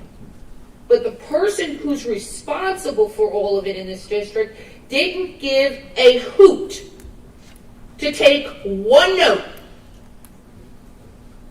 That's not value. That's not care. That's not concern. I watched the video 5 times. This same person, by the way, was tasked in December.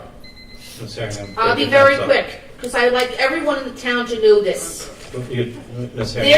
Everybody should know this. There was a discussion about the district conducting a climate survey and a recommendation to look at the third party. Your time is up.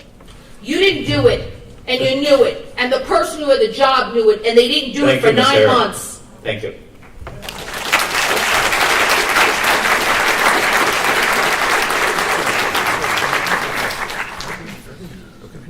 Okay, next 2 speakers.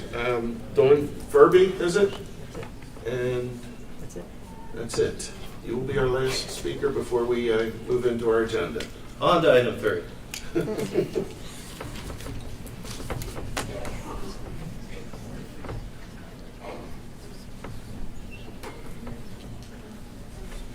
Hi, Dawn Ferber, actually. Ferber, sorry. That's it. In Bedminster Township. And I'm speaking on policy 203.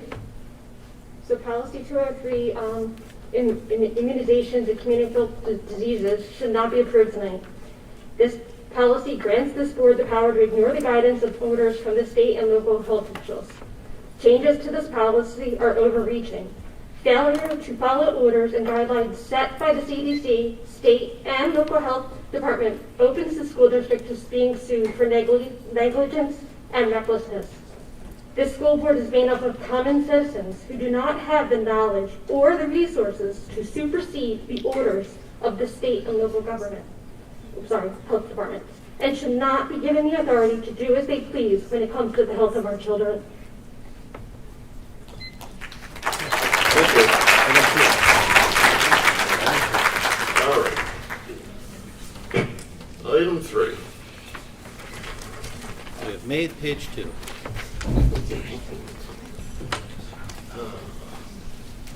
So I'm going to bypass the president's report and go right to the superintendent's report.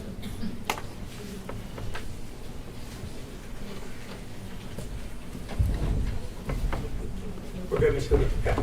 Thank you, Mr. Cross. Obviously, over the summer, when students, families, and our staff are hopefully finding some time to rest and relax over the summer, it's a busy time for others across the district, and I want to say some thank yous. First, a thank you to our technology team who prepares the laptops and iPads, for our maintenance staff who prepares our schools and classrooms, for our administrators who plan, staff, and prepare for the new year, and the transportation department who routes almost 100 buses to prepare for next Monday. I want to take a moment to thank all of those people who prepared for our students who will be coming back next Monday. Thank you for your work this summer.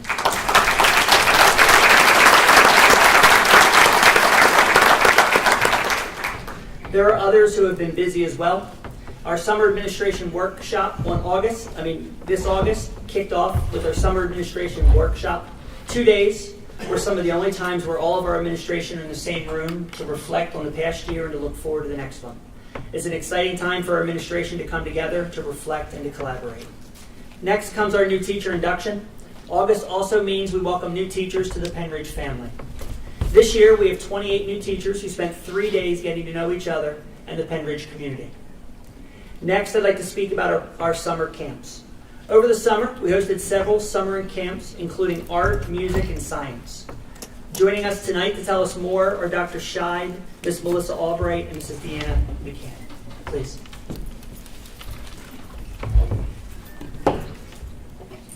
Thank you, Dr. Bolton. Just so everyone knows how this all came about, we've always run an elementary summer camp for academics. And we've always run a high school camp for academics. But we haven't run a middle school camp. So this year, we experienced a year like no other.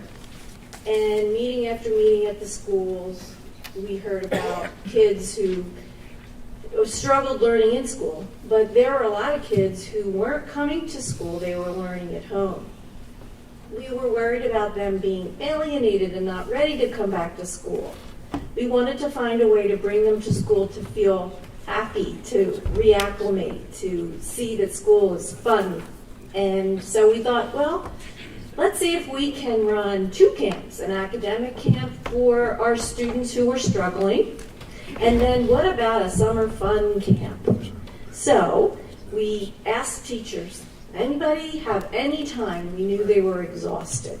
We did. But we had teachers who said, yes, we would love to run camps for our middle schoolers and bring them in here and remember why they come to school and have so much fun. I'm not going to tell you about those because the 3 teachers who came here, come on up. Okay. So we have Mrs. McCann, and Mrs. McCann, you can come up here. She was the lead teacher for our academic camp, and Mrs. Welter was one of the teachers, and she's here tonight, and Sean Pelosi and Matthew Rubin. They worked with our kids who were struggling in math and read a lot. And Mrs. McCann will talk to you a little bit about that. Then we had the summer fun camp, and Melissa Albright, Mrs. Albright, she was the lead teacher for the summer fun camp, along with Amy Johnson. I know Mrs. Johnson's here this evening. So thank you, Mrs. Johnson. Sean O'Neill, Mario Ventresca, Andrea Plumley, and Laura Waite. Wow. Going over to Central Middle School to watch what was going on just made all of our hearts feel so good because all you saw were kids having fun. And that really was the idea. But then, as I told Dr. Bolton, and Dr. Bolton went out and saw for himself, the teachers were having a great time too. So they'll talk to you about that. But we want to thank all of you that you took that time and created wonderful experiences for our children. So thank you so much. Hi, everybody. My name is Dina McCann, and as Dr. Scheid just said, I was the lead teacher for the middle school summer school program. This was the first year that we were ever able to hold a program like this. And overall, it was a great success. And we were very happy with the way everything went. It ran for 4 weeks, and it was comprised of roughly 35 students from North, South, and Central. So everybody all came together, which was great. The students were able to participate in our math and our RELA sections. Some students participated in one or the other. Some students participated in both. Within that, the students walked in every day with smiles on their faces. Even though they were the ones that didn't have the best school year, they still came in happy every day, which that made all of the difference. And that really helped us want to keep going with them as well. So all of our students were able to show that they made growth, or almost all of our students made growth within their math and their writing skills over the course of this summer. The hope was that this work would help them better prepare for this upcoming school year so that we could just close those gaps just a little bit more for them. So overall, we felt that this was a great program, and we're hoping it's one that we can continue doing. So thank you.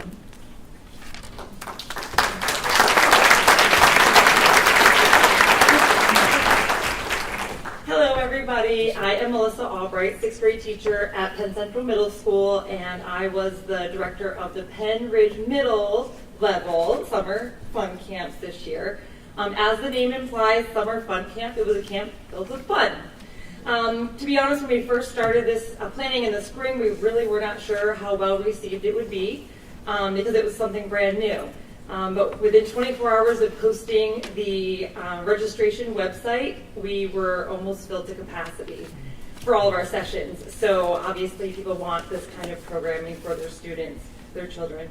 With the generosity and willing spirit of our instructors, we were able to increase our session sizes to incorporate and include as many students as we could.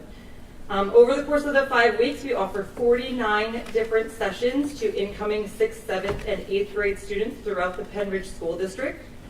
We tried to offer something for everybody. There were sessions on art, history, literature, science, sports, writing, and football. And there are some pictures being displayed behind you on the screen, which captured some of the fun moments that we had with our students. Unfortunately, we were having so much fun we didn't get as many pictures as we hoped to, but they had a blast, and so did we. Some of the students came for just one of the sessions on one day, and some of them came for all 19 days. Overall, we had about 1,025 students join us for camp. Yeah, it was awesome. The Summer Fun program gave students a chance to reconnect with their peers, their school community, and learn something new along the way. One of the most heartwarming things that happened every day was the picnic lunch that we had outside the overhang at Central. It was just so great to see the students come and hang out. They were chatting and talking about what they did in the morning and what they're going to be doing in the afternoon. And during the last week, several students expressed how disappointed they were that camp was coming to an end and they wished it would happen all summer long. Touch your heart, right? As teachers, we also enjoyed our time at camp. We, of course, loved working with all of the students, but we also had a chance to grow as professionals. Working at camp allowed us to learn some new techniques, to work with colleagues that we normally don't have a chance to do, and then rekindle some of that magic of teaching. So each of us are excited to go back to our classrooms and we're going to take that knowledge and the magic back with us this fall. Dean and I would like to thank Dr. Cortellessa for her administrative guidance and for allowing us to use Central as home base for the summer school and summer fun camp program. We'd also like to thank Central's secretarial and facility staff for their support. A big thank you goes out to the Penridge Nutritional Services who prepared and distributed free meals to any student in both camps, whoever wanted it, each and every day. And finally, a huge thank you to Dr. Scheid and Dr. Bolton and the school board for allowing us to have this camp and this experience. It was so well received, and we hope that is something we can continue in the future. Thank you.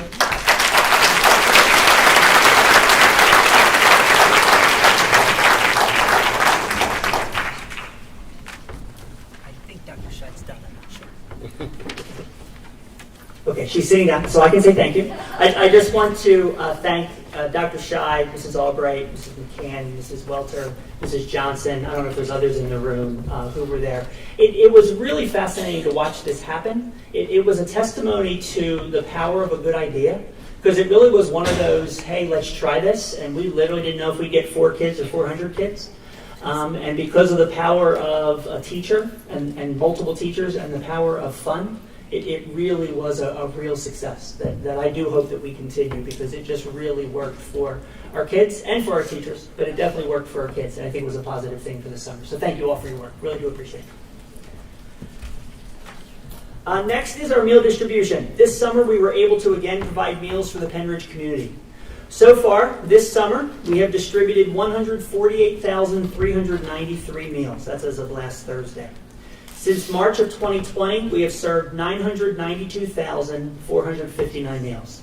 That means next week, in one of our cafeterias, some student will be the 1 millionth recipient of a free meal to someone during our community since COVID began. We're trying to figure out how to have balloons involved. We might just make it up. So if one of your kids in school, come see me later. All right, but it just is really an impressive. And Nutritional Services was one of the organizations that when March 13th, 2020 happened, I got my first email March 16th, which was the Monday, for Gina Jerry Turner to say, we've got families who need food, how are we going to do this? And that was before she even knew how that was going to happen, what the government programs looked like. And it just, those men and women involved in Nutritional Services really have been heroes through all of this for many of our families. Next is our West Rock Hill Garden and one of our new hires, Amber Underdown. We're happy to report that the garden at West Rock Hill Elementary was up and running in full blast this summer. In fact, many of the meals made by Amber Underdown, who is our Assistant Director of Food Production for our new teacher induction, included vegetables that were taken directly from that garden. I know that Amber is planning on using more of the materials and also how to include more scratch and local materials as she works in training through all of our 11 cafeterias this summer. So I just wanted to recognize that and to thank Amber for her work. And that is the superintendent's report. And Mr. Krause, I'd like to introduce one of our new student liaisons this year. So Lily Cecere. Yes. I even practiced Lily, I apologize. Not So worried. Lily, thank you for being here. Thank you. Hello, my name is Lily, and I am one of the student representatives for Pennridge High School's Student Council, and I'm here to just give an overview of some of our upcoming events and goals for the year. So this fall, we are organizing our Pink Out football game, the canned food drive, Gallery of the Arts, and our biggest event, Homecoming. That will be held on October 2nd, and our theme this year is Enchanted Fairy Tale. Our budget for the dance is around $3,000, and our overall budget for all of our events this year is around $6,000. Along with events, we are working with different clubs, such as the Unified Club, which promotes social inclusion. It's a place where students with disabilities can feel welcome and included in school activities and events. And we are also working with the Sunshine Club, which provides monetary assistance to underprivileged students. And we're also hoping to organize an open forum for the student body to voice their concerns and ideas. Thank you.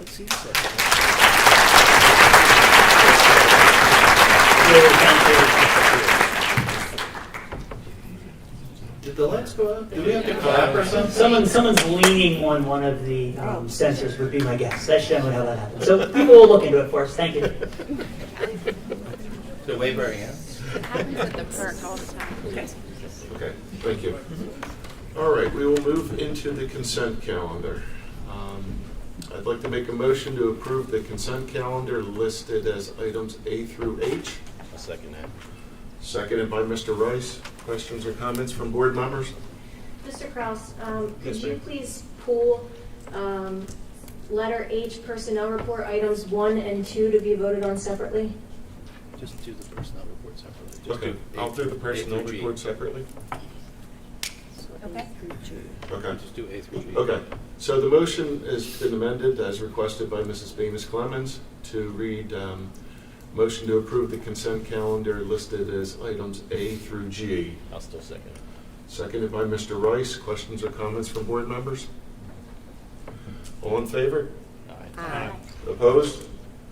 Motion passes 7-0. Okay, I'd like to make a motion. Oh, thank you. Look at me lying. I'd like to make a motion to approve the superintendent's personnel and EDR report. Second. Seconded by Mrs. Cullen. Questions or comments from board members? Yes, I just wanted to share Ms. that Clemens? I'm a no vote because I'm not supportive of giving bonuses at this point in time to cabinet members. All right. Other questions or comments, board members? All in favor? Aye. Aye. Nay. Opposed? Nay. I think she said it before you. Okay. All right, motion passes 6-1. All right, and we'll move into the committee reports. First committee is curriculum, Mrs. Walters.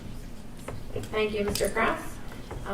Tonight, the curriculum committee had met on August 2nd. Tonight, we have a motion for approval of the following curriculum courses, A through U, listed below. Do you want me to read them all, or?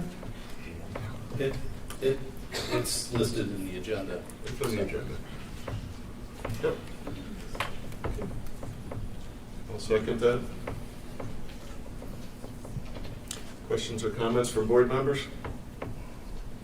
All in favor? Wait, I'm sorry. Oh. Dr. Bolton, did you, in the beginning, you had gone through changes that you had made and someone had asked during the comments. I don't know if you wanted to just kind of summarize again or, I apologize, but it seems like maybe that wasn't caught when you did that. Well, I heard two different things in the comments, Mrs. Cullen. One, I think I heard people looking for a little more detail than what I shared at the beginning. Right, there obviously were multiple courses that were expressed in terms of concern to the curriculum committee. Some of them were simply questions, and so it wasn't content. They were asking a question about what does this mean, and so it was simple back and forth in terms of a question. There were others where people had feedback on either language of like big ideas or essential questions, as well as certain content and certain resources.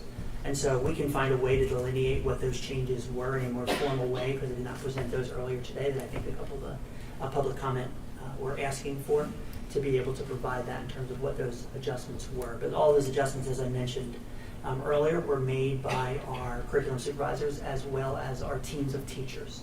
That they considered that there were some changes that they said, yes, makes some sense in terms of recommendations, and there were others where they said thank you and provided a rationale as to why what we currently had in place made sense as well.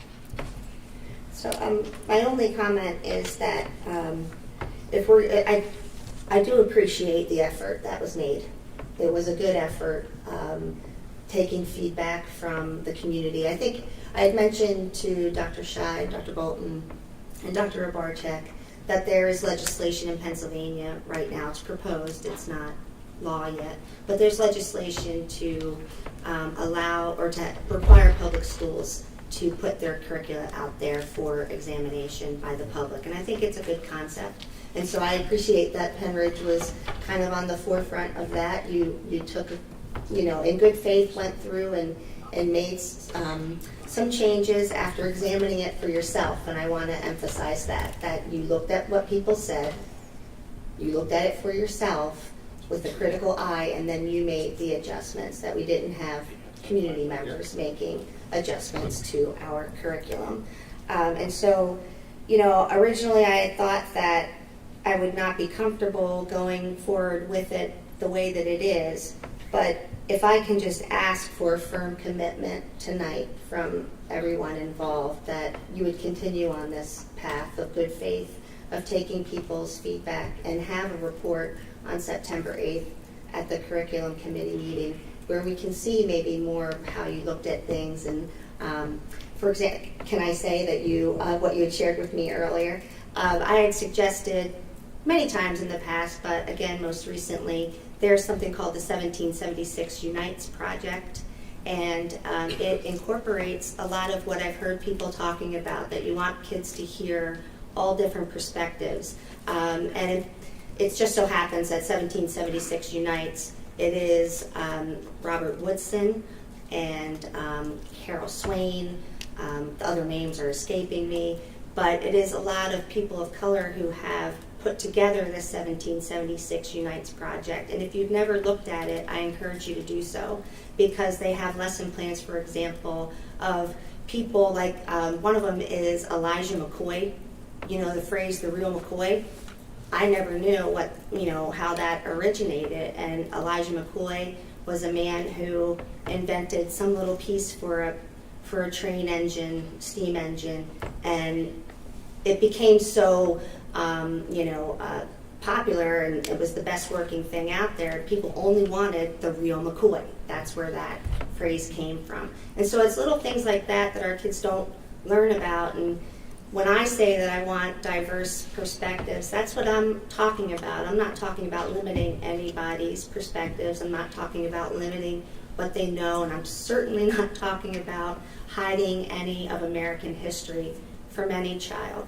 I am talking about incorporating more and giving more than just one perspective. So,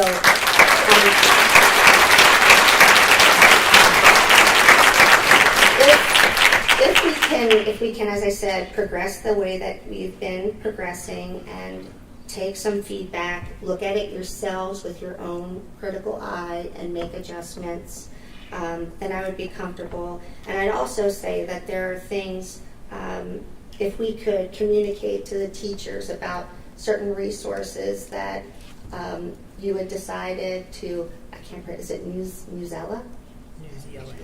UZLA. You had decided to maybe to pull that out. And I think it would be helpful to teachers, in fairness to teachers, to help them understand maybe what the mission is, what we think is appropriate for them to be on the lookout, to make sure that things have balance, that they're not biased. things like that. If you can just communicate that, I think everybody can kind of be working together to, improve upon things before September 8th. But that was long-winded to say that I'm happy with the effort so far. I appreciate that. I just want to clarify one thing. You talked about News ELA, and we're not going to pull it. What we have agreed to do is to not utilize the resource until we've reviewed the resource, because there were concerns. I don't want people to feel as though it's going away. Yeah, no, We just because have teachers. Our yeah. first day of school today with teachers, we have not had the time to properly review some of the concerns that have come in. Yeah. So that's what So, we agreed to do. Yes. because I think that's important too. I've heard that it is a very good resource for educators that, I'm not familiar with it myself. And so I did think that same thing, that it shouldn't just be yanked out and never seen again, but again, just let teachers know that you should be looking at it for balance. All right. Other comments? Yeah. What would be realistic updates for the curricula, so everybody would actually be on the same page, so they would be in the know of where there would be changes made when there was requests? Like if there's a request, what's realistic, like every 2 weeks, once a month, where everybody would actually know what was going on and the changes that were being made, what was added, what was subtracted? I think our normal rhythm of curriculum committee meetings once a month, in terms of those pieces. Obviously, there may be some things that are more time sensitive that we may need to find other ways to do it in between. We might have curriculum committee meetings and then also public board meetings. We meet more than once a month, right? And so we do have opportunities, even if it's not in a curriculum committee meeting, to provide information, if appropriate. So, if needed. Thank you. Yep. Other questions, board members? Mrs. Davis, comments? Yes, thank you, Mr. Cross. So I wasn't able to attend the last curriculum committee meeting in person, and it wasn't all that easy for me to hear everything and everybody's comments when I was trying to listen in on the phone. So I did actually watch the meeting back and took notes of everybody's concerns and tried to cross-reference that with the curriculum. I've read more curriculum in the last several weeks than I think I've probably read in my life.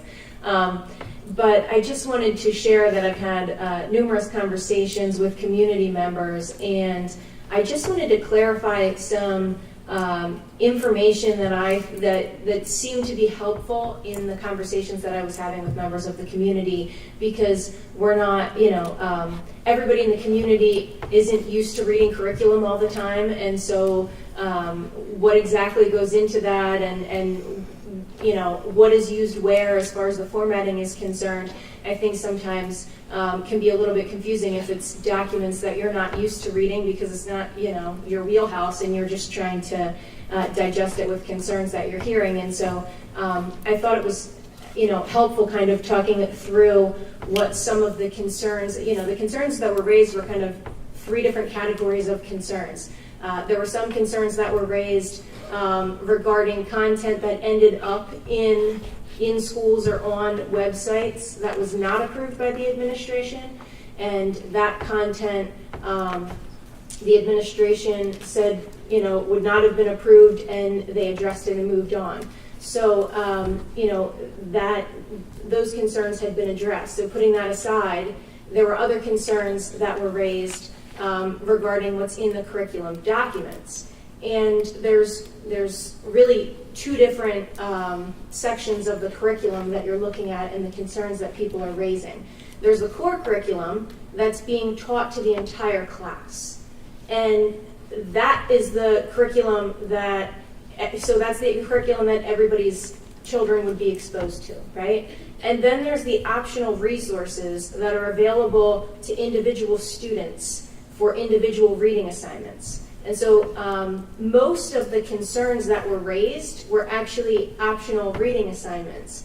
And so those optional resources are choices, and again, they're not exclusive, so it's not an exclusive list, but those are resources where a student can individually pick a resource to read. Maybe you're doing an autobiography, and it's a list of all different autobiographies that would appeal to all different kids with all different perspectives. And so there is a difference between what was listed in optional and who's exposed to that material as opposed to what is listed in the core curriculum and who's exposed to that material. So I think it's helpful to kind of look at it through that lens because, the standard that you would have for core curriculum that everybody is reading is different than, any kid being able to pick a book within a category that's approved to read independently, based on their own choice. And again, it's not an exclusive list, so they can choose things outside of that list. But I just wanted people to kind of understand so they can put into perspective that there were different categories of information so that, as you're looking through it and looking at those different resources, you can kind of see what is, for each individual student as a resource versus the entire school. And again, Dr. Bolton went through with his team and looked through all of that to try to make sure that everything is balanced and that the concerns are addressed. But I just wanted people to understand the context behind some of it as well. And so, I'm really glad that the administration is working to address everybody's concerns and make sure that it's really great to see so many people interested in curriculum because usually no one shows up or cares about our curriculum meetings.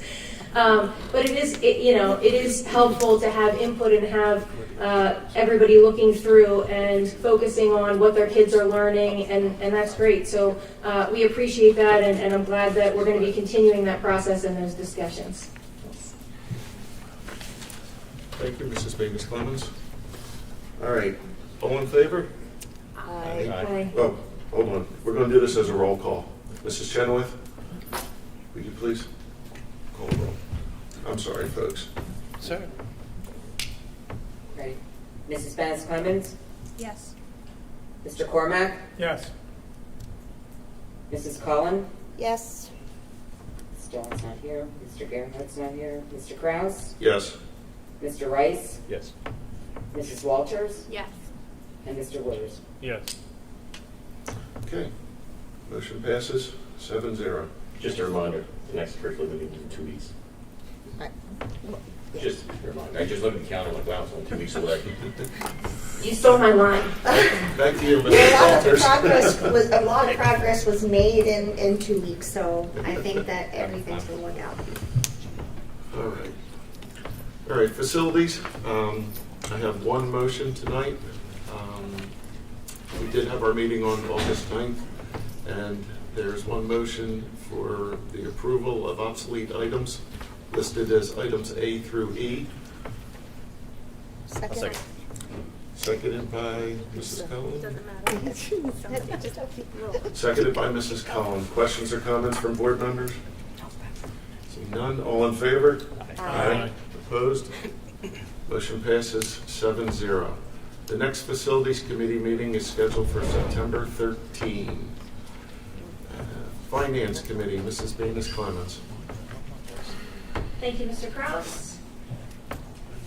The Finance Committee met on August 9th, and I will make a motion to approve contracts A through J. Second.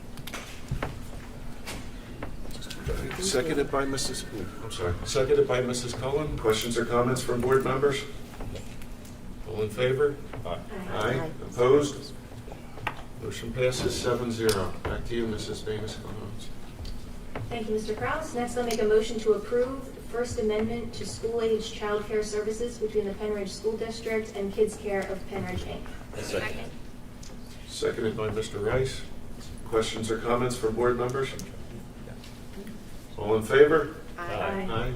Opposed? Motion passes 7-0. Back to you, Mrs. Baines Clemens. Thank you. The next Finance Committee meeting is scheduled for September 13th. Thank you. All right. Policy Committee did meet on August 2nd. Oh, I'm sorry. I skipped personnel. Let me back up. Back up the bus. All right. Yes, I will handle that. First, I have a motion to approve a resolution regarding employee number 4012. Second. Seconded by Mrs. Walters. Questions or comments from board members? Okay, all in favor? Aye. Opposed? Motion passes 7-0. The next item is a motion to approve a revised contract for Mr. Daubert, Business Administrator, for the term starting August 23rd, 2021 through June 30th, 2025. I'll second that. 2026. Oh, 26, I'm sorry. I have my glasses and I still can't see. Seconded by Mr. Rice. Questions or comments from board members? All in favor? Aye. Opposed? Motion passes 7-0. The next Personnel Committee meeting is scheduled for September 8th. And we'll move directly into policy. Policy Committee met on August 2nd. And I'd like to make a motion to approve the first reading on policies listed as items A through H. Second. Seconded by Mr. Wares.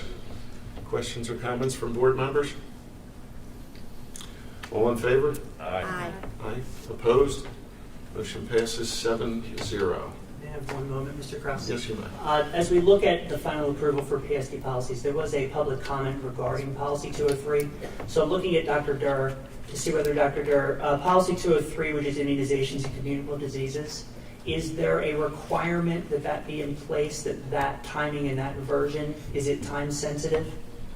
Okay, if it satisfies the board, then I would suggest that we pull it off of second read. I didn't fully understand the public comment and would look into it because there was a concern that was expressed that was of a legal nature. So I'd like to understand that comment. Dr. Bolton, I think that what the comment was referring to is the fact that the board did not obligate our policy to follow the CDC and et cetera. We said that we would take their recommendations and make determinations, and the commenter believes that it should be automatic that we follow what they want us to do. Thank you for that clarification. Mr. Miller? If the administration wants to table that number, or letter L, all that would need to be made is a motion to table, no second is required. You could table that and vote the rest of it if you wanted, or you could vote the whole thing. Okay. It's the board's prerogative. Okay. Okay. Now we send to the board. Right. All right.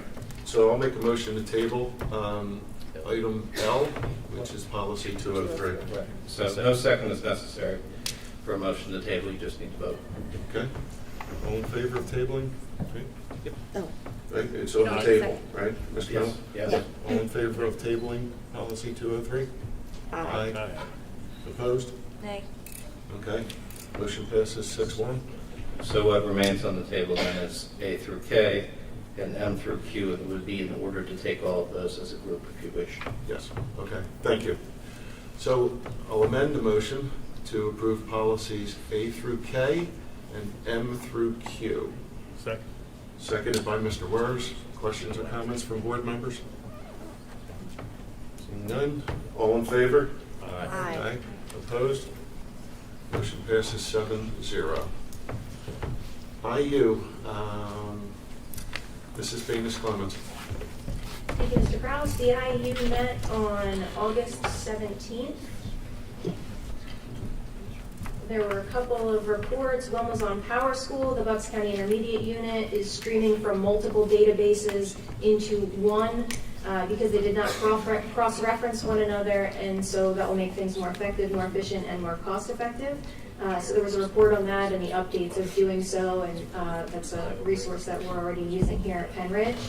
And there was also a report on the education for children and youth experiencing homelessness. The Bucks County Intermediate Unit is the host for Region 8. They represent 5 counties, 69 school districts, and over 25 charters, which in the 1920 school year was over 5,000 students reported as experiencing homelessness. The IU does a significant amount of work trying to reach out and make sure that they're educating homeless students, and they have put some significant efforts, including there's the STEAM camp that they offer virtually, as well as bringing the STEAM camp to the shelters. They partnered with, especially given the virtual nature of education recently, they partnered with Comcast to provide internet access to families at family shelters so that they could participate in their education.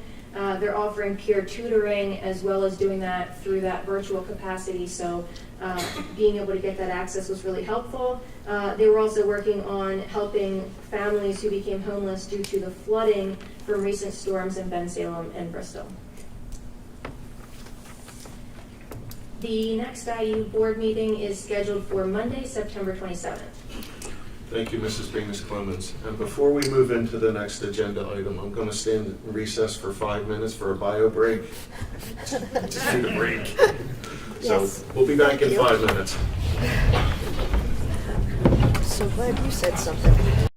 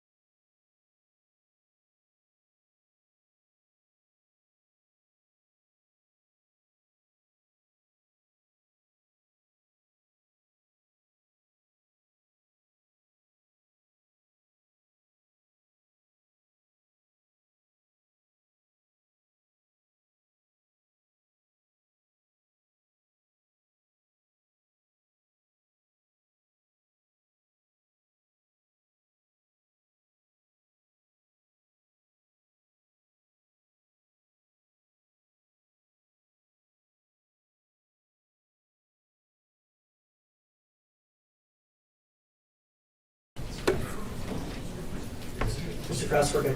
All right, thank you, Dr. Bolton, and thank you, everybody, for allowing us that short break. It was well needed.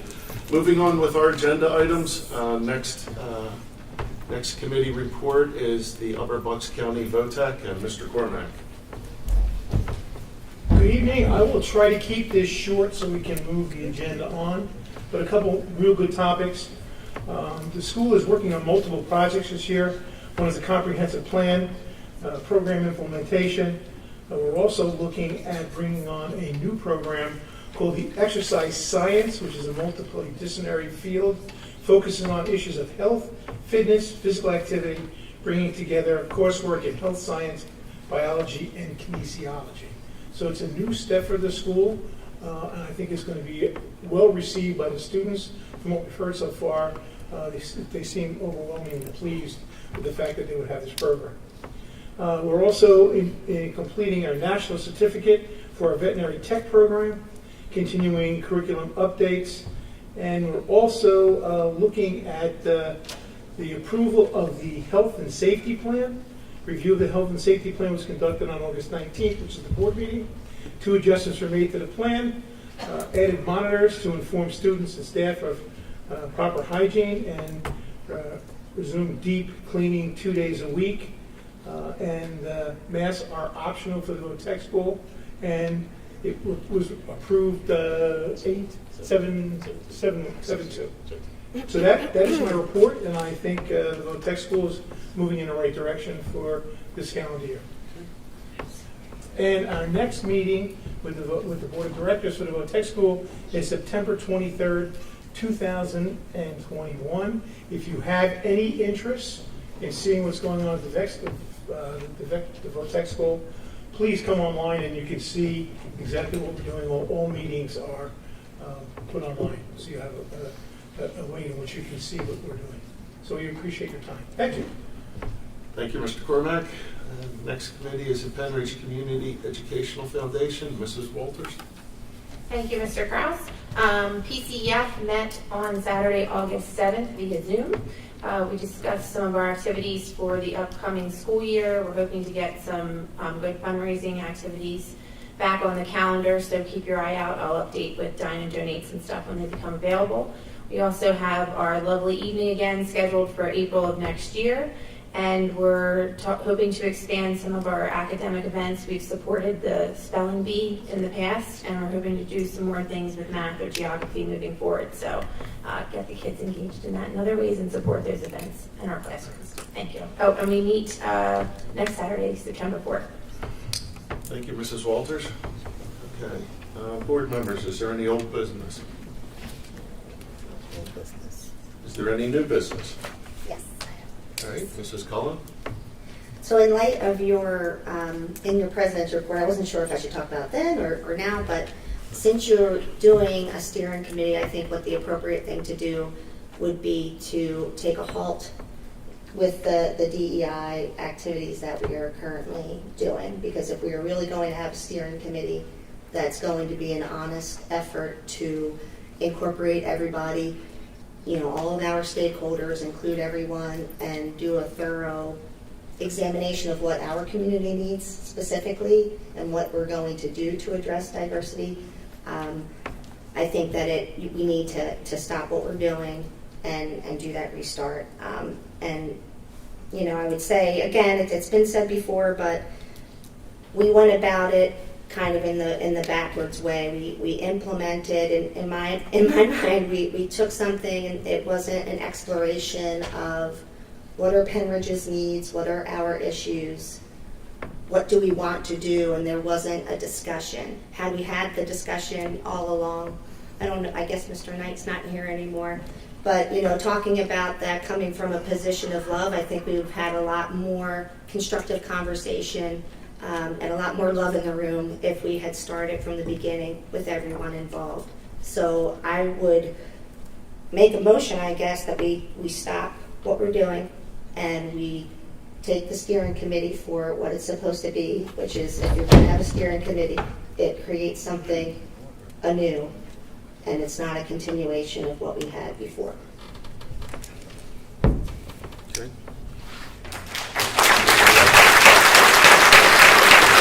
motion is on the table, requires a second. I'll second that, but I'd like to also add something to that. Since we do have some web content on district websites, the HSA websites and the PTO websites, that was not approved, will we be able to pull that content off of those websites so that way we can further review, analyze, and get those approved? Well, Mr. Rice, I don't think that, I was going to add that to Joan's request. I would entertain that amendment. Sorry. That's fine. I just That's want probably out to of be order, clear. but I didn't interrupt. So if I understand correctly, what you're asking is for the administration to stop anything they're doing with DEI now and also to remove certain subjects from online. Is that correct? The building level websites, Dave. Yeah, so that way we can have some symmetry. If they're going to have actual true symmetry across the board, so whether it's elementary school, middle school, or high school, so that way there can be true symmetry across the board at each level, and that way it's all approved, and that way everybody can be on the same page, and there can be actually community input into that conversation. I understand it, and I understand Ms. Cullen accepts that as a friendly amendment, so you're doing two things with your motion. Do I have that right, Ms. Cullen? Mrs. Cullen? That's fine. Can I ask some clarification? Because my understanding, and I know we've had discussions, the administration has shared with us perspectives of what the plan is going forward. And I feel like we're making a motion to do exactly what the administration already said they were going to do. So I don't know if this is just for public perception, but Dr. Bolton had already said that the point was to streamline into one committee that was public, because one of the concerns that I've always had is, we operate in the sunshine. That's what we do, and that's what allows the public to have access to all of the information and participate. And the idea was to make this a public committee that had people from both sides of this combined together into one group. And we have 1,200 employees, 11 schools, 18 principals. And so when you have information going through that many different people in that many different buildings, obviously you're going to have a different standard of what would get approved and what wouldn't get approved. And to Dave's point, there needs to be consistency across the district. But I thought that's what the administration was doing, and that's why that was the point of this of streamlining this into one committee and having that committee have oversight over and make sure everything that is getting approved gets approved through that committee in the public, so that it is all getting approved through the same group. And Mr. Krause is appointing a well-rounded group of people for that committee to be able to do that. And just one other piece of clarification that's been bugging me, so I'm just going to share it. There's been meeting after meeting after meeting where board members have said, hey, I volunteered to be on that committee and no one let me. I've been asking for Mr. Krause to appoint board members to this committee since the committee was formed. And Mr. Krause said to me, none of them are going to do it, so I'm not going to be able to get them to do it. So I'm wondering where the communication breakdown was, because the person who appoints people to committees is the board president. And if the board president wasn't aware that anyone wanted to be on the committees, but people were asking to be on committees, why weren't they asking the board president, who's the person who appoints people to the committee? Because he seemed to think no one had any interest in being on the committee. So, Mrs. Baines-Clemens, that was not my committee to appoint anybody to. Well, did anyone ask you to be appointed to that committee? So as you saw tonight, I appointed members to a committee that I formulated. Mr. Krause, when I had asked you, Well, why said don't that- you actually let people who wanted to be on the committee respond to how that happened instead of targeting Mr. Krause? I asked, I made my intentions well known in many discussions throughout the year, and I mean, the cabinet can attest. I have sent suggestions. I have asked to be involved. In my public statements, I said that every voice should be heard. So I'm not sure how much clearer I could have been in expressing an interest in being involved in that conversation. So to answer your other questions that you started out with, to just yes, Dr. Bolton has said that he wants to get more people involved, but my point is you would be getting people involved in something that's already in progress, that has already made decisions that may or may not be things that the Penn Ridge community needs or wants. We need to start with an evaluation of what we need, what we want, what works well, not what's coming from the Bucks County IU. With all due respect, it's a great organization, but it is, there's a reason why in Pennsylvania we run our school districts by school districts and not like when I lived in Maryland and Virginia, those school districts run by county. We are, one of the great things about being school districts is that we get to control what we do on a certain level, and we decide what we need and what's best for us. And so I just think that what we already have, there's too many predetermined measures, and we really need to start fresh and allow everyone to be in the conversation from the beginning, like we've done with so many other things. This is not some unique idea that's being pulled out of the sky. We always start from the beginning with pulling the people together and considering all sorts of options, like with the scheduling, which was several years ago at this point, so maybe people don't remember. But when we talked about whether or not to change maybe to block scheduling or hybrid, all of these things, we created a committee. We considered all of the different options. We sent teams of people out to school districts around the area to look at what a block schedule is like and what a modified schedule is like. And then we came together, and all throughout the process, we told the public we might not end up making any changes at all. And what we ended up with was something that wasn't really that profound in a change. So my point is, this is not a new idea. To bring everyone together and to evaluate what the actual need is before you proceed. And that is what I'm talking about. You actually need to stop what we're doing and not just say, well, just catch up with us and we're going to keep, going along, because you might be doing things that a committee of various stakeholders would say, that's really not what we want to do.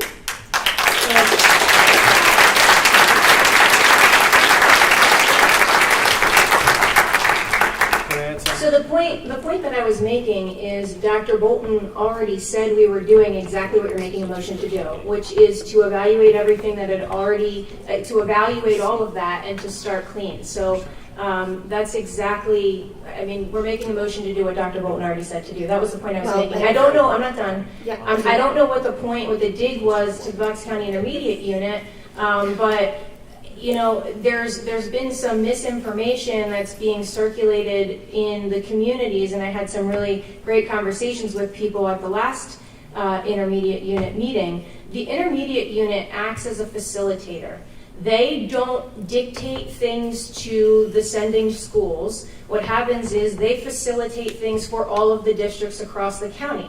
And so if any single district wants a professional development on X, Y, or Z, or they want to contract with a certain group, the Bucks County Intermediate Unit facilitates that. They're not trying to push things on the school districts. All of the superintendents meet with the executive director. All of the assistant superintendents meet across the county, and they work together on things that they share priorities on to be able to save money to do some of those things together. The intermediate unit is not going to say, hey, I like what you want to do, so I'll help you organize that, and I don't like what you're going to do, so I'm not going to help you organize that. They organize anything everyone wants to organize because they are the facilitators in the county.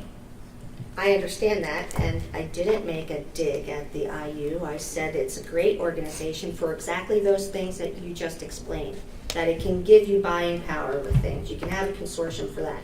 They can be a facilitator, but certain communications that we have seen, it does suggest that there was more involvement in them kind of directing what school districts would do than there was maybe individual input. And to the point about Dr. Bolton saying that this is what we are going to do, anytime that the cabinet or administration wants to do something, what does the board do? They vote on it. So I would like to vote on restarting the DEI process.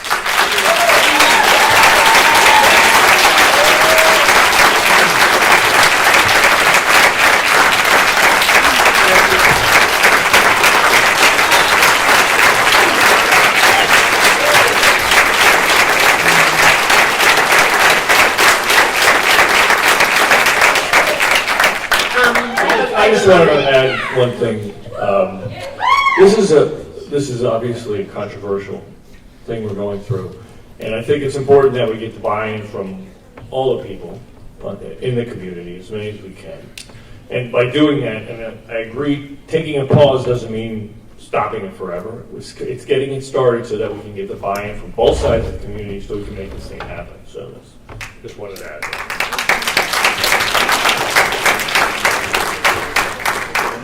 In the IT industry, I would say it's similar to a blue screen of death. You know, when your Windows just goes crashes, same thing. You reboot, you go back. That's all. But you have a conversation or you rebuild it. Do it right. You do it right. Do it right this We time. have the technology. We can do it right. There's a motion and a second. Is he finished? Are you finished? We didn't see who's. There was we just passed curriculum that we said was still going to have a few things looked at and pulled and removed. And we passed that through, and that wasn't 100% what everybody ideally would like it to be and up and running. I take pause with wanting to stop the DEI and rebuild to me, it feels like it's like a control of, okay, well, we're stopping it completely, we're rebuilding it exactly the way we want. And I'm not saying that everything that happened with DEI went perfect and went smoothly and there weren't things that needed improvements or things to be built upon. But I think we have to recognize that we have an administration that was open to feedback from the community, was responsive to feedback from the community, and if we want unity and we want to continue to build, I don't think we should erase some of the good work that has come out of DEI that has occurred. We need to realize that there are things that we can improve upon. But the voting to just say dismantle and start on a brand new clean slate, to me, with a school year and a school district, every September is a new slate. So I don't understand why we can't build from where we are today and just go forward. I'm kind of confused with what exactly we are voting on. Like Mrs. Vance Clemens said, Dr. Bolton has already recognized that things are changing. And we have an ad hoc committee that Mr. Krause has approved and is starting. And so I feel like there's things in place to continue to improve and progress with our committee in a better form. So the difference for me between, and I hear your point about the curriculum. Curriculum is meant to be designed by our educational professionals. The DEI initiative, in its own definition, said that it was going to govern every aspect of this school district, from recruiting employees to discipline, curriculum, professional development, and, to be quite frank, it's going to affect people's children in a way that the curriculum really doesn't. There's values that are interspersed in there. I mean, certainly when you're talking about some of these things that DEI would include, the anti-racism, that's activism, implicit bias, allyship. We don't have compelled speech in this country. And that is something that as a community we have to decide, and this is appropriate involvement from community members. I trust that our professionals are going to look at the curriculum with their own critical eye and use their professional training to develop, to make adjustments to the curriculum. But when you're talking about something that involves more than just academics, which this would, that's when it's appropriate to have something that the entire community gets a say in, because it's the same thing we did with the sleep study or are doing with the sleep study and the scheduling we had people and the comprehensive plan. Like I said earlier in the month, it became a comprehensive plan unto itself. So that's why it needs to have a different process and different involvement from people. So I'm not saying that maybe there are good things, but I don't know. Like I was thinking of an example earlier, the cookbook at Siler that was created as part of their DEI committee. That's a great thing. That's like exactly what I would think of being something that you would do to celebrate diversity. So like Mr. Rice already said, On those building level things, look at it, and if it's something that makes sense, fine. But all of this other stuff, we need to decide, do we really want to impose these kinds of ideas on our kids and teach and do this from one perspective? We had one perspective, and we implemented that philosophy. We didn't consider other perspectives. I looked through the committee notes and whatever, I didn't see other perspectives presented. So that's where I see the difference between curriculum and DEI and why it needs a different process.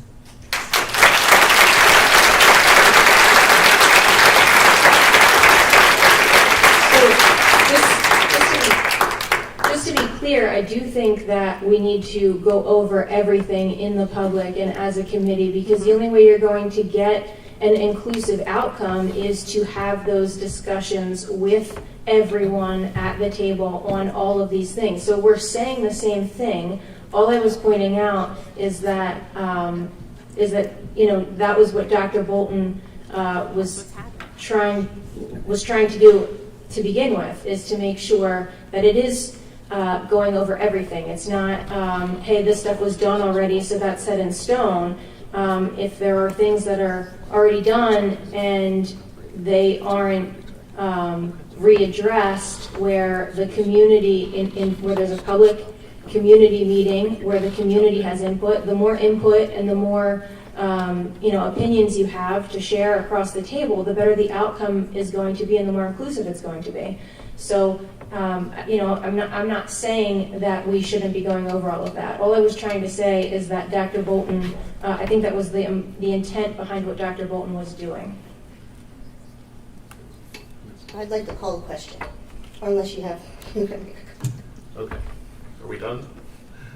Okay.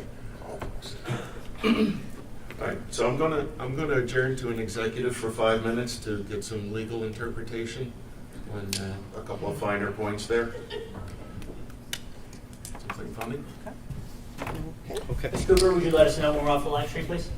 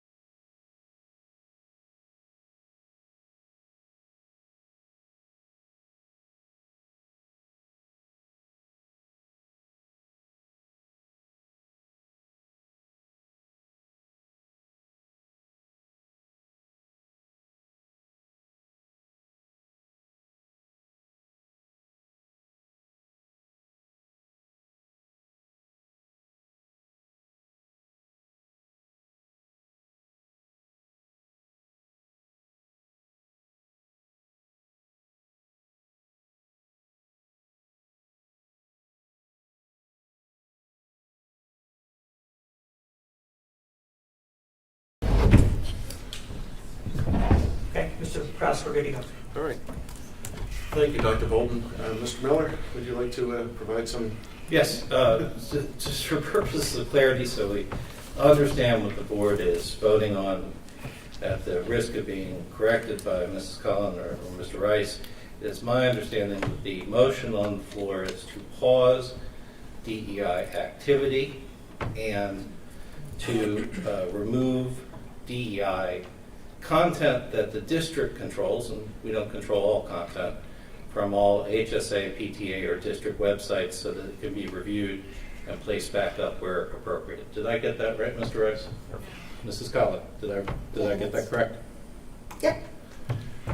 All right, there we go. So that's what's on the floor. There is a motion, a second, and there's time for additional comment if Okay, necessary. so there is a motion and a second. Any other comment from board members before we proceed with vote? Okay.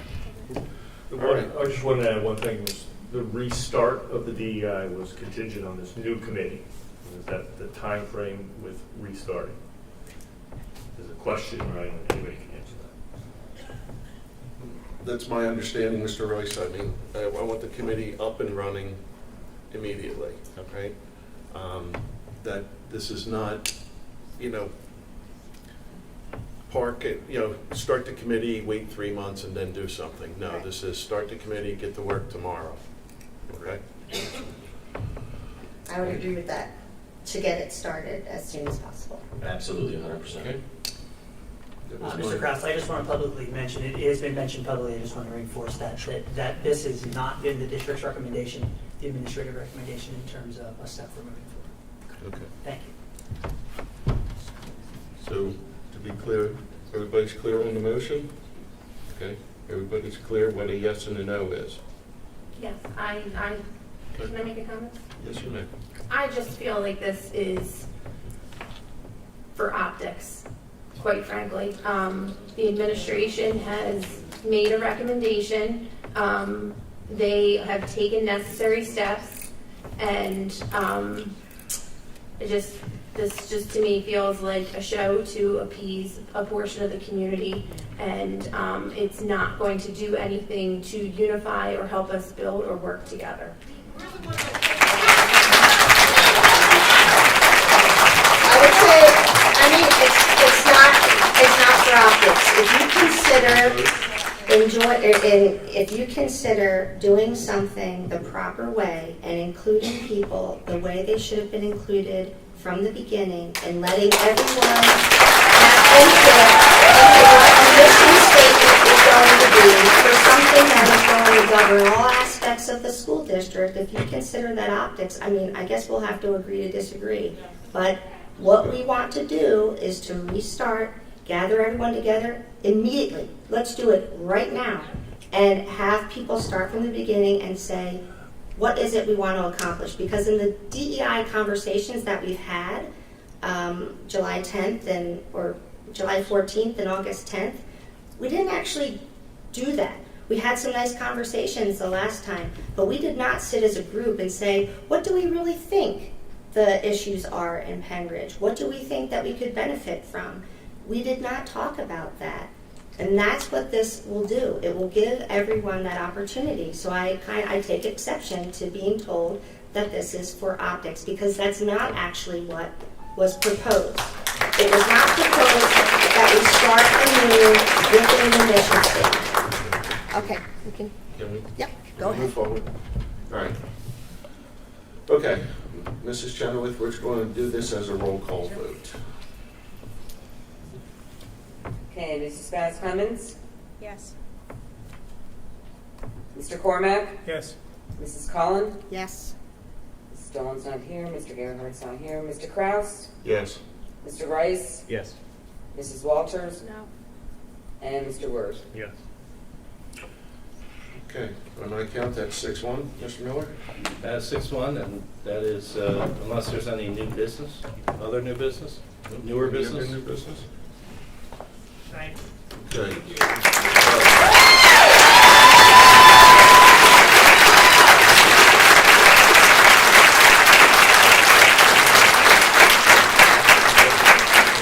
Okay, so we're at the second comment period for community members.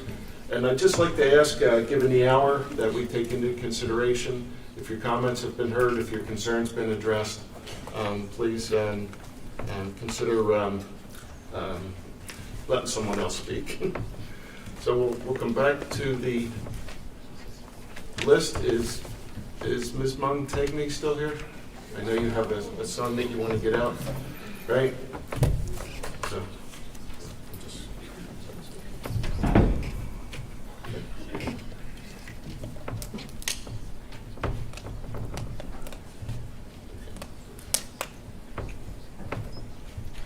Hi, my name is Janelle Montagne. I have two sons at Siler Elementary. First, I would like to thank the school board and the administration for the courage of sticking with the safety plan, making masks optional for this year. Masks show little to no benefit decreasing transmission of COVID, yet there are many negative physical and psychological effects that they cause in children. Our kids have the least risk with COVID, statistically less than the flu, which is a fact, and every adult could have gotten vaccinated if they chose to. I'm very thankful for the board decision, and I pray it stays the same going forward. I also want to thank the board just now voting to halt the DEI initiative. There's a huge divide in this community, as you can see tonight, which stems from many people feeling like they did not have a voice in a project that is so large and expansive for our district. No one has said that Penridge shouldn't expand its horizons, but if it does, the effort should be transparent and with all sides of the table. It should begin with a concerted effort to determine the issues at Penridge, like you just stated earlier, followed by a diverse group effort to determine what the best options are to solve those problems. It is my hope that everyone can come together and build a plan that's best for all of Penridge. Thank you.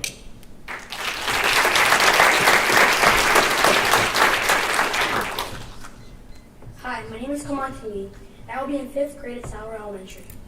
I wanted to thank the school board for making masks optional. I hated wearing a mask last year. They are hot, uncomfortable, and made it harder to learn. My 8-year-old brother, as well as many of my friends, also complained a lot about how much they couldn't stand wearing them. Most kids put a mask below their noses frequently, because we need to breathe normally. I've always loved school, but wearing a mask made me dread it. That is why I was so happy on Friday, when I heard the news that you were keeping your safety plan and not making masks mandatory. This is my last year in elementary school. I really appreciate you giving families a choice. I'm very excited to go back to school in a week. Thank you.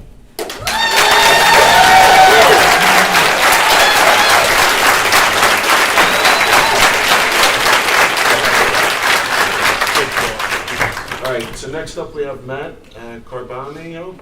There you go. Come on down. Thanks. Hello, fellow board members. My name is Matt Carbonaro. I'm a resident of Berkesee and a graduate of Penridge in 2014. I'm not married, nor do I have children in the district. However, what is happening right now in our district is so important. I thought it was vital to share my beliefs, but a lot of it has already been covered, especially with the curriculum, the DEI. So I wanted to segue into the mask. Thank you. Thank you from the bottom of my heart for making it optional. The board is very well aware of the COVID surge in the country is due to the Delta variant. Many school boards are probably in your shoes right now with outside pressures. These masks are terrible. These kids are not sheep, science experiment. These kids shouldn't be even worried about the virus. Let these kids live their life in peace and prosperity. The past 18 months have been terrible for everyone. We've all suffered, but I believe children have suffered the most. And the increase in drug use, suicide, depression in children during the pandemic is well documented. We should be helping the children, and putting masks on or teaching via Zoom has done so much damage. There has been so much conflicting info on masks in the national media. I sincerely ask this question: are they effective? The data we have seen over the years since the China virus started shows they are not. You look at certain states like New York, California, New Jersey, for example. These states have the most draconian measures in place. The case rate still was abnormally high, and deaths per capita were in the top 5 in the country. When you get the virus, like me, you will build up natural immunity to it and have a 98 to 99% survival rate of the virus surviving it. I want to thank the board tonight for listening to me and others in the crowd. God bless you. Thanks.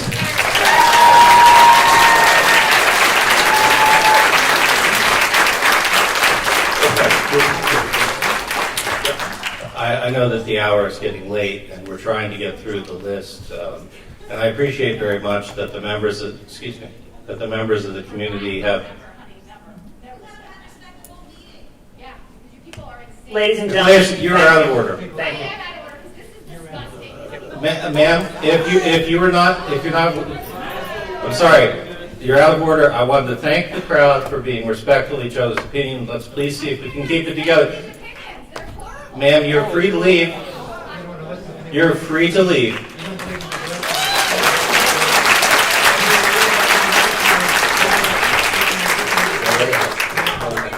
Let's go. Please sit down.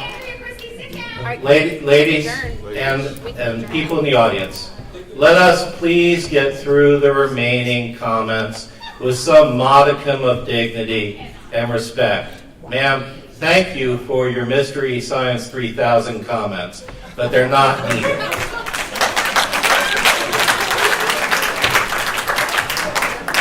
Okay. All right, next two speakers, Nick Talaska and Liz Deal.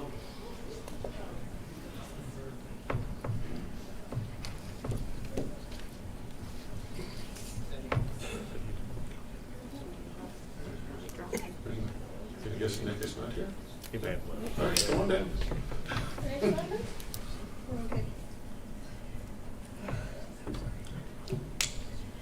I'm Liz Deal, Sellersville Borough. The DEI initiative was started without any data or studies to back it up, and a lack of community engagement. This was stated by some of the DEI committee members. The consultants hired by the district have a financial incentive to advocate for the advancement of the DEI initiative. Those same consultants, Dr. Teresa Gibbons and Laura Lomax, are making the rounds of Bucks County schools seemingly at the behest of the Bucks County Intermediate Unit, making it appear that any problem that the DEI was developed to fix is not something unique to Penn Ridge, but rather it's just a county level push. Laura Lomax's daughter and niece circulated a petition within the Penn Ridge community calling for a program like the DEI initiative, and at least one DEI committee member indicated that that petition was a part of the reason the DEI initiative was started. Seems to be a conflict of interest to me to have a family member circulate a petition that results in another family member getting a consultant contract with the district. I don't know, that the DEI initiative needs to be, well, we have, so thank you, halted. But I just wanted to get that on the record. And I just wanted to say that regarding masks, we teach our kids that facts matter, and that is why they go to school. The facts are these: masks don't work. There isn't a single scientific data that has ever proven masks work. Also, let's talk about risk analysis. I feel bad for all these people walking around in masks and engaging in cosmetic theater, thinking they are making a difference against COVID. They aren't. The seasonal flu is more dangerous to children than could yet the masks have been required. The mask is a security blanket for you, not for them. The choice belongs to the parent. As a parent, I make the medical decisions for my children, not the school district. It's time to let the kids breathe and keep it that way, and we want to see their smiles and enjoy being kids again. Leave the decision to the parents, and let's get back to normal.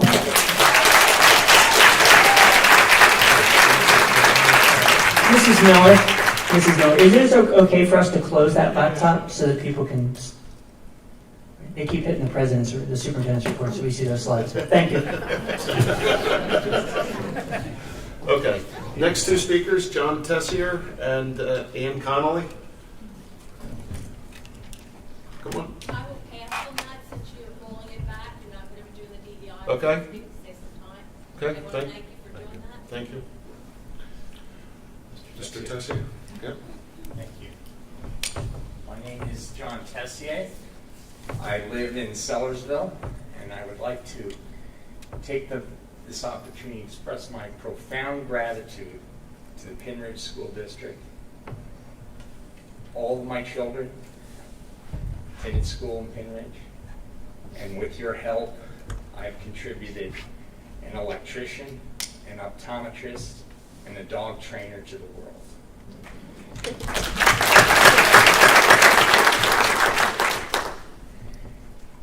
It's why I am alarmed that we are considering this diversity, equity, and inclusion program in such a fine place. I'd like to provide a little perspective. 30 years ago, in my service in the United States Army, I was stationed in the city of Berlin. At that time, it was 110 miles inside of East Germany. And if you want to talk about a divided community, this was a city that literally had a wall built all the way around it. As a 20-something-year-old soldier, I saw a citizen of East Germany from the village of Potsdam try to cross into West Berlin when I heard the shots fire out. And me and my partner, we raced to the wall. The Germans, they built these observation platforms all over the place so that you could get up and take a look and see over the wall. They would often wave to each other's... Mr. Tessier, I'm sorry. It's a 2-minute limit for everyone. All right. Can you wrap up your thoughts? Just wrap up your thoughts. Wrap them up. I saw a man lose his life merely for trying to leave his country. The United States is not a bad place. There is not oppression here. Thank you.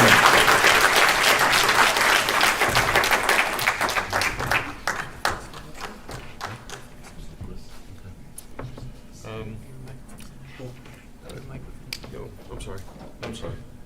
Ed Mackhouse and Olga Harding, come on down. And Mr. Mackhouse, are you part of a group or? Yeah, Penridge for Liberty.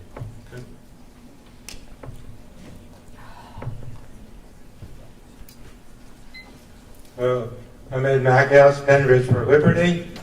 I don't have children in this district. Dr. Bolton taught 2 of my children, and he was the principal at the middle school, and they went on and got a couple years advanced placement credits.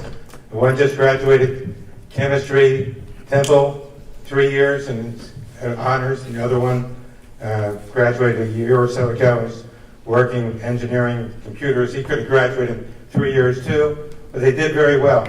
I think people come to America because they want to be great. They want to make America greater. The people want to come to America. They don't want to come to the socialist, Marxist paradise like Cuba. They come to here. They run away from this stuff that they're trying to introduce in America. America brings everyone together, give blacks, everyone a chance. I taught blacks. One black asked me, am I black? I said, I'm not black. It's not your color of your skin that matters.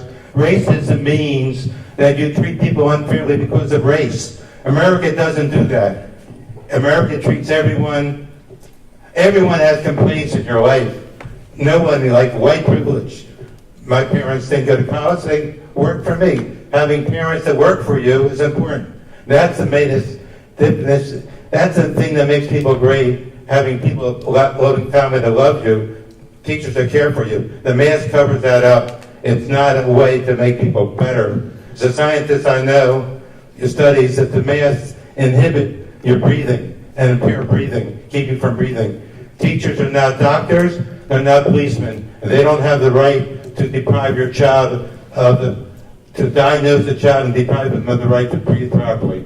People are going to the hospital workers, 90% get bad effects from them having to wear the mask. The mask only helps in the operating room, otherwise it doesn't help. Thank you.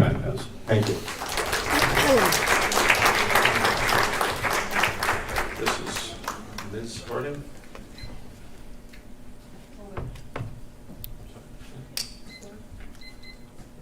Olga Harding, Hilltown Township. First, I'd like to say thank you for mask optional this year for our children, and also thank you for holding that off so that we could more review of what our school district needs. I do still want to make a small point towards DEI. I respect the time and energy that has gone into trying to improve the curriculum. However, I take an issue with the forcing of DEI behind closed doors. There is zero data indicate the need to implement DEI into our schools. Per statistics in Pennridge, kids are more likely to be bullied for what they wear or their weight, not their skin color. Parents were not asked before going forward with this decision. There has been zero transparency. Parents have the fundamental role and responsibility of teaching values, beliefs, and identity, not the school. That should be left up to us, the parent.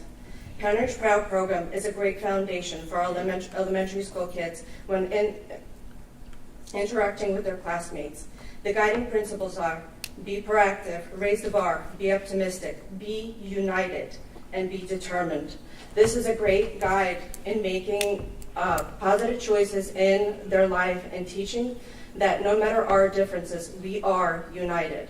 I am personally proud of this initiative and proud of our school for this amazing program. This is what the school should teach along with the academics. Why do we need to teach children that the color of their skin indicates whether they are oppressed or an oppressor? Isn't that racism? Right. Elementary kids do not see these things. My kids surely don't see it. They make friends solely on the character of a person. If there is bullies in the school, this should be addressed with individual families. I would like to emphasize that we are not against the LGBTQ community. We welcome all to be friends. But I feel these topics, my last sentence, I feel these topics for us to share with children, not for school to be sharing. Teaching kids to be united, Pennridge proud, despite our differences, speaks volumes on its own. Thank you.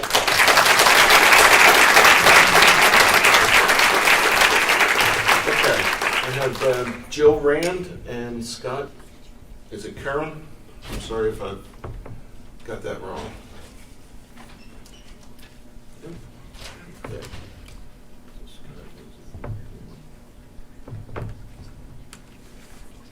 Hi, my name is Jill Rand. I live in Hilltown Township, and I'm so nervous. Oh my God.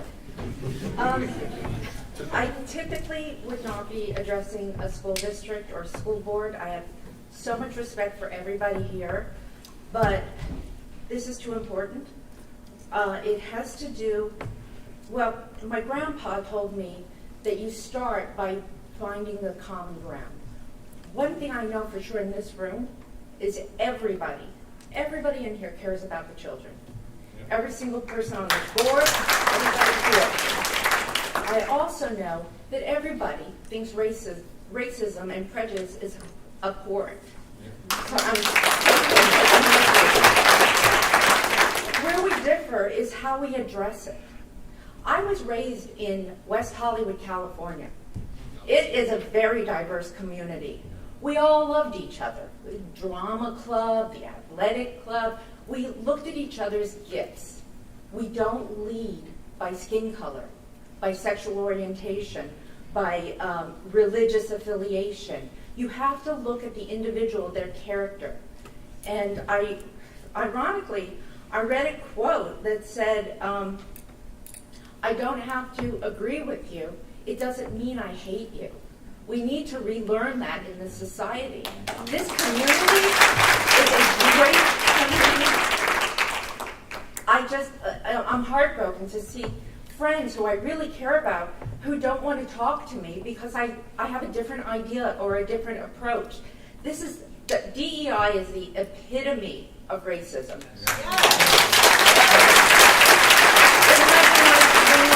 It's a nice title. So is the People's Party of China.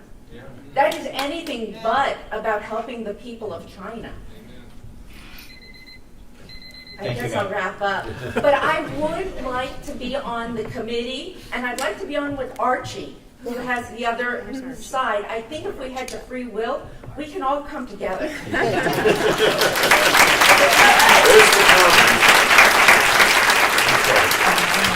Next two speakers is Dante King and Adrian King.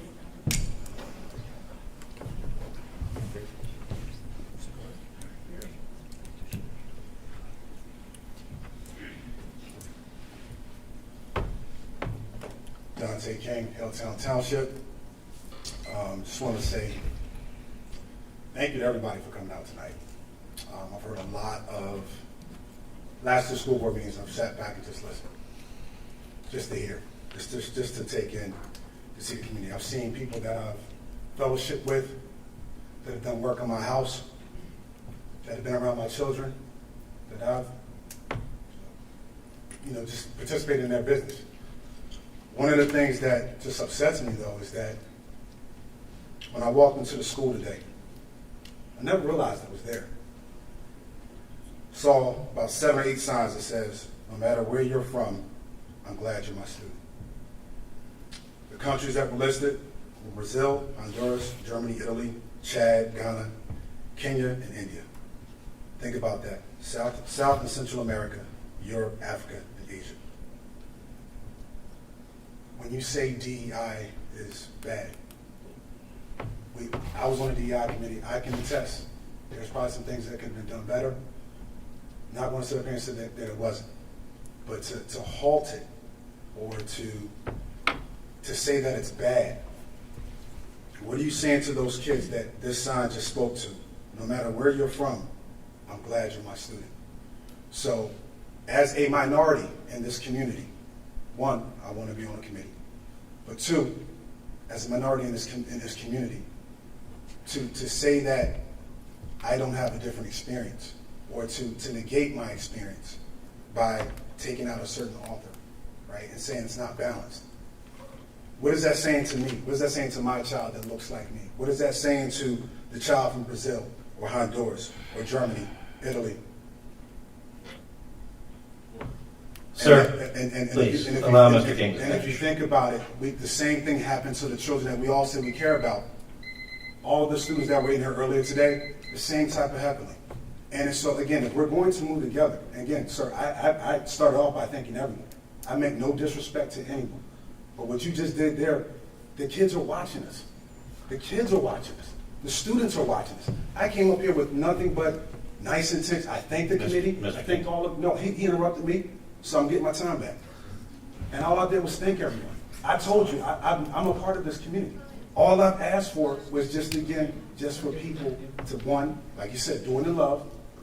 We recognize, again, I'm on record, she's not here, but I'm on record by saying we could have done things better. But all I'm saying to everyone is, again, not about LaDante. What are we saying to those kids that when you walk past those 7 or 8 signs coming in there, what are you saying to those kids when you talk about Thank you, Mr. King. Thank you, sir. Thank you.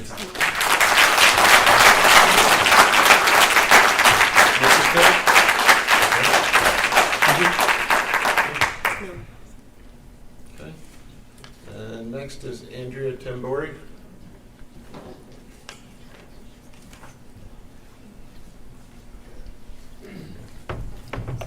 Andrea Tambori, Hilltown Township. I'm going to email this to you, what I had planned to say since you've already voted.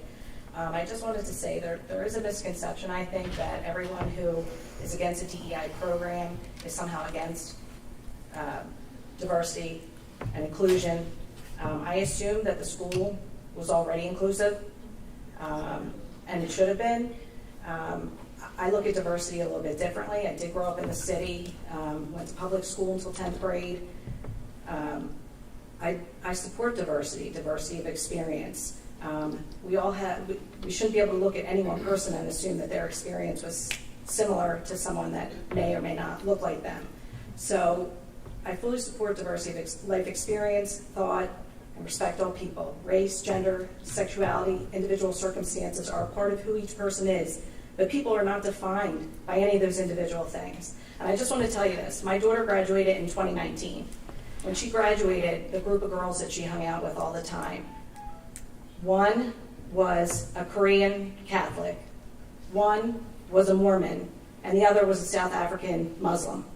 They did not become friends in spite of these things. They became friends because they had shared laughter. I drove them around many times and enjoyed listening to them in the back of the car talking about things that teenage girls talked about.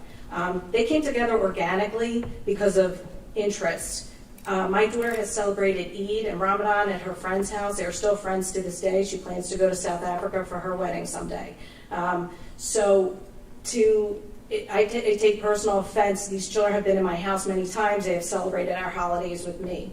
So I take personal offense when people assume that just because I have an issue, or any of us have an issue with the DEI initiative and the way things were handled, that we are somehow homophobic, racist, etc.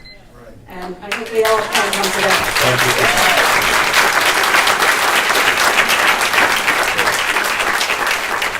Next speaker is Tim Daly. Tim Daly. And Mr. Daly, if you would identify the group that you're with, please. Yes, Tim Daly. I'm with the Penridge for Educational Liberty, and I'm also a Pennsbury taxpayer. So I'm pretty sure you guys know why I'm here tonight, is that you guys hired a consultant named Dr. Gibson. She happens to be an employee at Pennsbury. Still scratching my head why you guys paid $400 an hour for somebody with 3 weeks worth of experience. Then you could have had her for a rental fee of the cost that she was to Pennsbury. And I hope that this board will look into those decisions by the administration and get your money back. So I do want to commend this board for its vote tonight. If I could direct to Ms. Walters, I'd like to ask you a very respectful question. Sir, our rules do not allow directing it to. It's directed to the chair itself. If I could, to the chair, if I could ask a respectful question of Ms. Walters regarding her comments before the vote. No, this is public comments, not question time. I'll assume that no RTKs were done, but I have done a ton of RTKs, and I've read through 4,000 pages worth. And I actually brought one here tonight. In these pages that I've done at Pennsbury, we have 6 months of communications by our director of equity, Dr. Gibson, who you hired as consultant, wherein she discusses nothing but race in all of her diversity conversations. If we're talking about diversity, we're talking about sex identity, gender identity, ethnicity, not just ethnicity. So I'm going to share with you an email that came from the BCIU, because there's questions that the BCIU is not involved in this. The subject line is Racial Equity, CRT, and the Growing Opposition, sent by Barbara Simmons of Acadia University, and I read it to you. I hope you're all well and finding time to take care of yourself in the midst of a rise in white supremacy, BLM movement, and social unrest.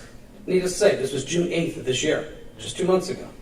I'm trying to find a set-up time for Zoom together to discuss issues of growing tennis school boards who see CRT and DEI as a threat to their districts. Laura Lomax, can you please reach out to Teresa at Pennsbury to make sure she's involved in this meeting? So in close, just read the last sentence here, if you could give me a moment. It looks like most of us are willing to meet on July 5th to discuss the rising conflict and fear of CRT, which is playing on our local school districts and school districts nationwide. All they talk about is critical race theory, guys. You made the right decision to start over.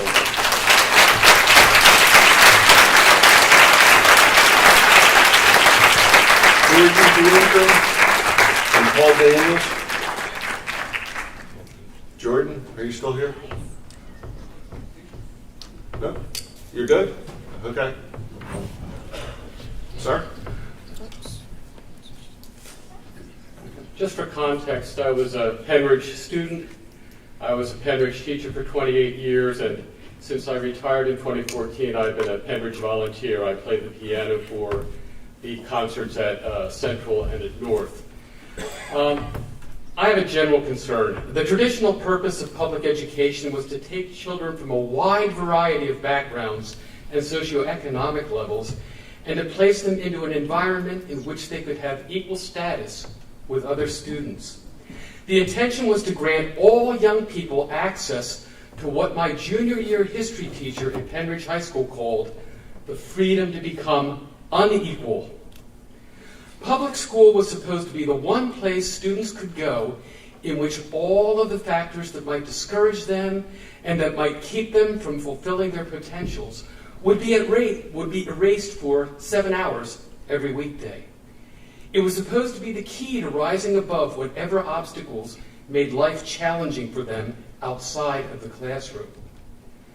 With that in mind, I cannot fathom why anyone would think anything good could come from having kids at school dwelling on being a member of a minority group, or speaking a different language at home, or having only one parent involved in their lives, or having an addicted or imprisoned family member, or having loved ones struggling with illness or poverty, or you name the challenge. When I was a teacher, I was acutely aware of the fact that for some of my students, the time at school made up the best hours of their days. School functioned as a refuge from the harsh reality of their home lives. So why with CRT and DEI are we taking away that refuge? What good will it do for either our underprivileged students or even our privileged students to focus on matters over which they have no control? DEI and CRT seem designed to perpetuate and even to exacerbate the very divisions and dysfunctions that plague our society. Sir, thank you very much.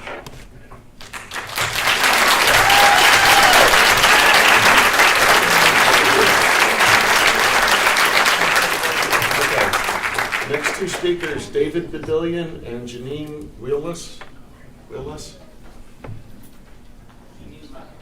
Okay. How we doing on that list?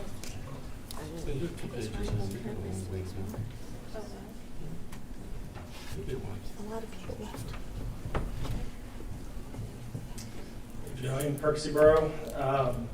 I do want to thank the board for making the decision that it made, which in my view is not diminishing anybody's views or perspectives or struggles that they've had or concerns, but rather is recognizing that not all of the perspectives and the challenges and the struggles and the ideas were heard.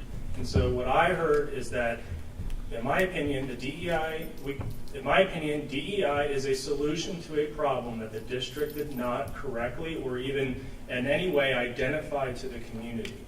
And that is the issue. The issue is not that we don't want to teach certain things necessarily. It's that we get so caught up in talking about DEI that what I keep coming back here, what I've emailed the district multiple times is we're not having a conversation about what the issue is that we're trying to address. I'm a project manager for engineers. If an engineer comes to me and says, I want to make this change, and I don't understand the reason why they're making the change, I'm not going to spend my time arguing about whether or not the change is good because I don't understand what issue we're trying to resolve. And so the majority of the issue that the community has is that A, there was a lack of transparency in how it was done, there is a lack of community involvement, and there is a lack of definition of what it is that we're trying to resolve. And unfortunately, DEI is just being thrown around that if you don't go along with it and you don't agree with it, that you don't care about people. And that's wrong. Right. And we shouldn't be supporting that. I want the members that were on the DEI team to be on this committee. I want other people to be on the committee. I want to hear the voices. I liked the conversations that we had during the DEI committee meetings because it was more trying to understand what the issue is than just trying to say, keep going along with the bride. That's what we're asking for. The community is not here to say we don't care about people. We want to understand what the issues are. That should be the purpose of the committee, not to restart DEI, because DEI is a solution. The committee should be to say, what problems do we have and what solutions can we look to address them? Thank you.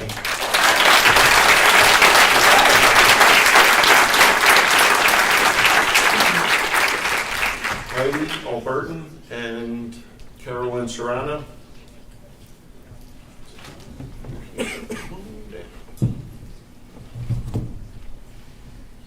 Heidi Albertin, Silverdale Borough.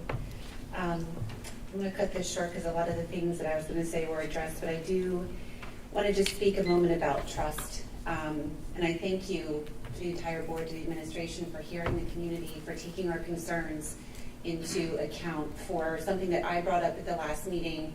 There was a change made on the website, and I thank you for that. That was restorative, and I appreciate that. In the past few months, I've learned how crucial trust is. It's the currency that forms the bedrock of every relationship in the world. When it's exchanged in a healthy manner, people can come together and reach mutually beneficial decisions, filling their so-called bank accounts with an abundance to give out. When it's used at the expense of another, hurt, anger, and division, as we're seeing in our community, result. depleting accounts that allow for positive interaction and action. When it comes to a matter as precious as the children of our community, trust must be spent and traded with the utmost care. I've come up with some thoughts to express how I feel about trust. Trust is not passive. It must not be blind. It can't take advantage. To be effective, it cannot hide. It does not dishonor others. Sometimes it's easily anchored, and sometimes it must notice wrong. Trust seeks to protect, seeks to build up, enjoys mutual engagement, and brings peace when it is honored. I am thankful that we are in a district where community members are so concerned about inclusion, and I'm talking about both sides of the aisle here, and belonging. Thank you for acknowledging the concerns of the community and beginning the journey of hearing all of the voices in Penn Ridge. It might be messy, but we'll get there. Thank you.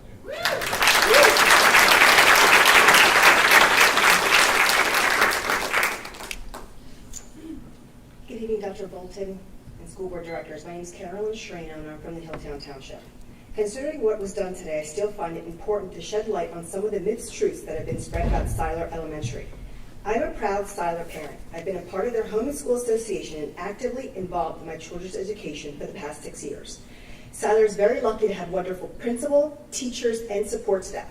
In addition, Siler is recognized as a national school of character, which means you're recognized as a school that inspires their students, cares about, and consistently practices a set of core values that will enable them to flourish in school, in the workplace, and as citizens. And I agree, that's exactly what we are. My first clarification I would like to make is that Siler Diversity Committee consists of Siler parent volunteers. Throughout the year, Siler parents were invited to join or ask questions about the committee. The Siler Committee has been nothing but transparent. So if you have heard otherwise, it's incorrect. There were a total of 27 times the Siler families were informed and asked to join or ask questions about the Diversity Committee. 11 times on the Siler HSA Facebook page, 6 times in the Siler newsletters that are sent to all Siler parents, and 10 times via Blackboard Connect email that also goes to all parents. That is a total of 27 times the Siler community students, parents, the Siler community was informed of the Diversity Committee. So there's no reason why people should say that they did not know what was going on at the Siler Diversity Committee. My second clarification is the Siler Diversity Committee provided resources on our HSA website only. Yes, we did, and I took them down because every year we freshen up the HSA. So it's all cleared up because there's new board members. So that's why you won't see anything on it when you go look. We have had over 38 observances and celebrations that were noted in the HSA Facebook page. And yes, one was provided to parents only, was of the LGBTQ topic. I want it to be known that these resources were provided because Siler families spoke up about wanting them, needing them for their Siler children. And after working together as a committee, age-appropriate resources were found via the website Teachers Pay Teachers. Really, what my final point is just also, I just quickly want to say, we just need to work together. There was also this flyer that was put out that targeted Siler Elementary, certain volunteer parents, on the same flyer stating lies, saying how we teach to hate police officers, which is furthest from the truth. So just find where you're getting this information off. That's all that I'm saying. And keep Siler out of it. Siler's a wonderful school. Thank you so much. Sorry for taking it.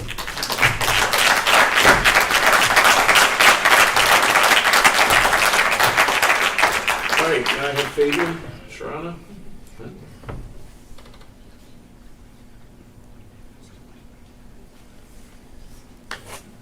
Good evening. I'm Father Shreno from Hilltown Township. I'm the father of 4 children, 2 of which are in the school district. I have reviewed the literature that's out there, the recommendations from CDC, from the school, from the Bucks County Health Department, and then compared that with the decisions the school board has made to make masks optional for this year. I totally disagree with that. I don't understand how a board of this nature, with not a single person with any healthcare background, can stand up and disagree with the experts that have been tasked specifically with looking at, on a daily basis, on a regular basis, what the risks are to our children in not wearing masks. Now, I'm not saying the entire policy is incorrect. I'm looking at focused solely with regards to children under 12. Mrs. Montaigne made a good point earlier. The vaccine was available to those who could have it. Children under 12 are not yet allowed to have the vaccine. So we're saying to them, you're not worth the protection that everybody else is entitled to by not allowing them to be vaxxed when they're in school. It's not a protection for them, it's a protection for everybody else that those kids come in contact and every protection, and the protection that those kids then go home and have contact with other family members. So I ask you to reconsider that. I ask you to reconsider that policy and amend it to allow masking of children under 12 years of age, consistent with CDC guidelines and Bucks County. Please be in order. Bucks County Board of Health recommendations.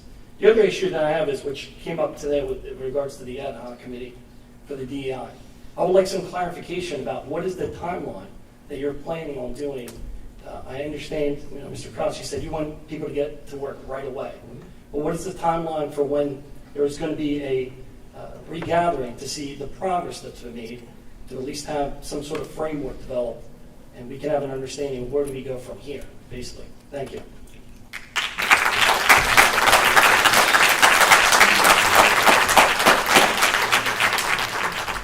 Just one point of clarification.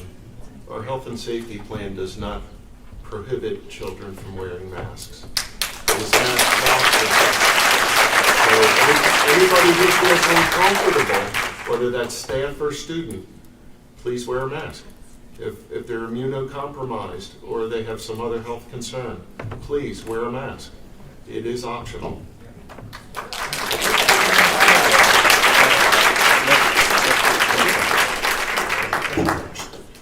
Okay, so next I have David O'Donnell. No? David has passed? David's passing, okay. All right, Paul Clymer.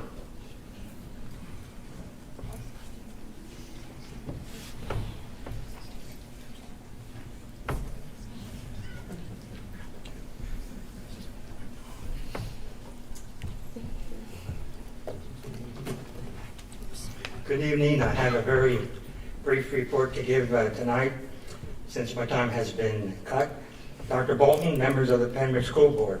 My name is Paul Clymer. I live in West Rock Hill Township. The deceptive voice of racial divide is menacing our community, our nation, creating an international hemorrhage between our God-given rights and humanistic authority. Whether the issue is cultural race theory or diversity, equity, and inclusion, they are one and the same. Race division is both subtle and harmful, burdening a white person with unnecessary guilt as the oppressor and minority races as the oppressed, unfair to both. This agenda weakens the moral strength and integrity of America. When signing one of the world's foremost documents on human government and human rights, the Declaration of Independence, our framers pledged to each other their lives, their fortunes, and their sacred honor, not white privilege, but to fight tyranny, not to establish a land of slave plantations, but to provide freedom and liberty. This is what should be in our history books. Our American soldiers who fought in the Civil War, 600,000 died for slavery. And then we had our young men, the white males, go to World War I as doughboys and fight in the trenches in Verdun to keep Kaiser Wilhelm's troops from spreading across Europe. They died on Normandy beaches in World War II in France, thousands, in order to keep them safe. Sorry, Representative Clymer. I just have one more closing comment. Yes.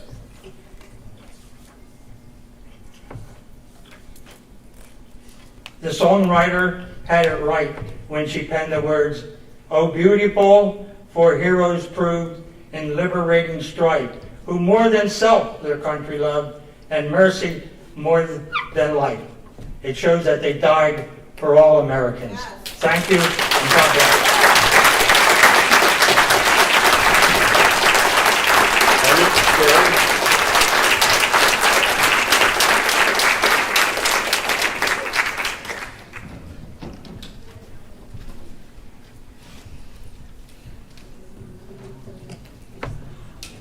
Good afternoon, or good night, everyone. My name is Emmett. I'm a student at Penridge High School, class of 2022, and I'm the president of the Turning Point USA chapter at Penridge High School. Our chapter represents a growing number of Penridge students and community members that are concerned with the political bias developing in our classrooms, namely critical race theory or CRT. We've heard many discuss CRT via public comment, but what I'd like to argue tonight is simply this: CRT is here at Penridge. During the 2020-21 school year, a Penridge High School teacher used an excerpt of Robin DiAngelo's White Fragility in a class assignment. I have a copy of that assignment right here, which argues, and the excerpt that was used, which argues that white supremacy and racial hierarchy are fundamental parts of American society. We also have screenshots identifying the teacher, who shall remain nameless. Later during the school year, STEM teachers at Penridge High School were encouraged to use classroom resources from STEMpathy, an organization founded in June of 2020 to implement CRT in classrooms across the country. We know from our source, who again shall remain nameless, that teachers were asked to explore the resources and implement them in Penridge classrooms. These lessons are concerning and overtly political, and for brevity, I'd like to read to you three. The statistics, racist. American medicine was built on the backs of slaves, and space is gay, and it has an important lesson for us. Moreover, it would seem that Penridge teachers embrace these ideas and plan to continue implementing them in classrooms. We know that ahead of last school year, more than 50 teachers spent 7 hours reading and unpacking Robin DiAngelo's White Fragility, a work strife with CRT. We also know that ahead of the school year, those teachers spent another 7 hours reading Bettina Love's We Want to Do More Than Survive, a work that calls for all classrooms to emphasize racial politics. And there you have it. Critical race theory is here in Penridge, though it never should have come. It needs to be purged from this great school district, and this is serious. This is not a right-wing conspiracy theory or conservative paranoia. CRT is a real phenomenon drawing objections from across the political aisle. And parents don't want CRT to be taught to their children. Students want teachers, not political advocates. Students want to develop relationships with their teachers so that they can navigate through high school and college campuses. The first step in solving a problem is recognizing that one exists. The sooner we realize that CRT is here, the sooner we can take action and rescue our students from Marxist extremism. And I want to close with this. Thank you to the brave students and teachers that have blown the whistle on CRT.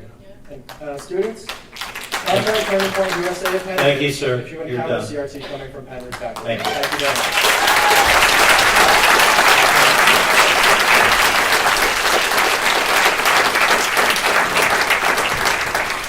Kim Pavilion.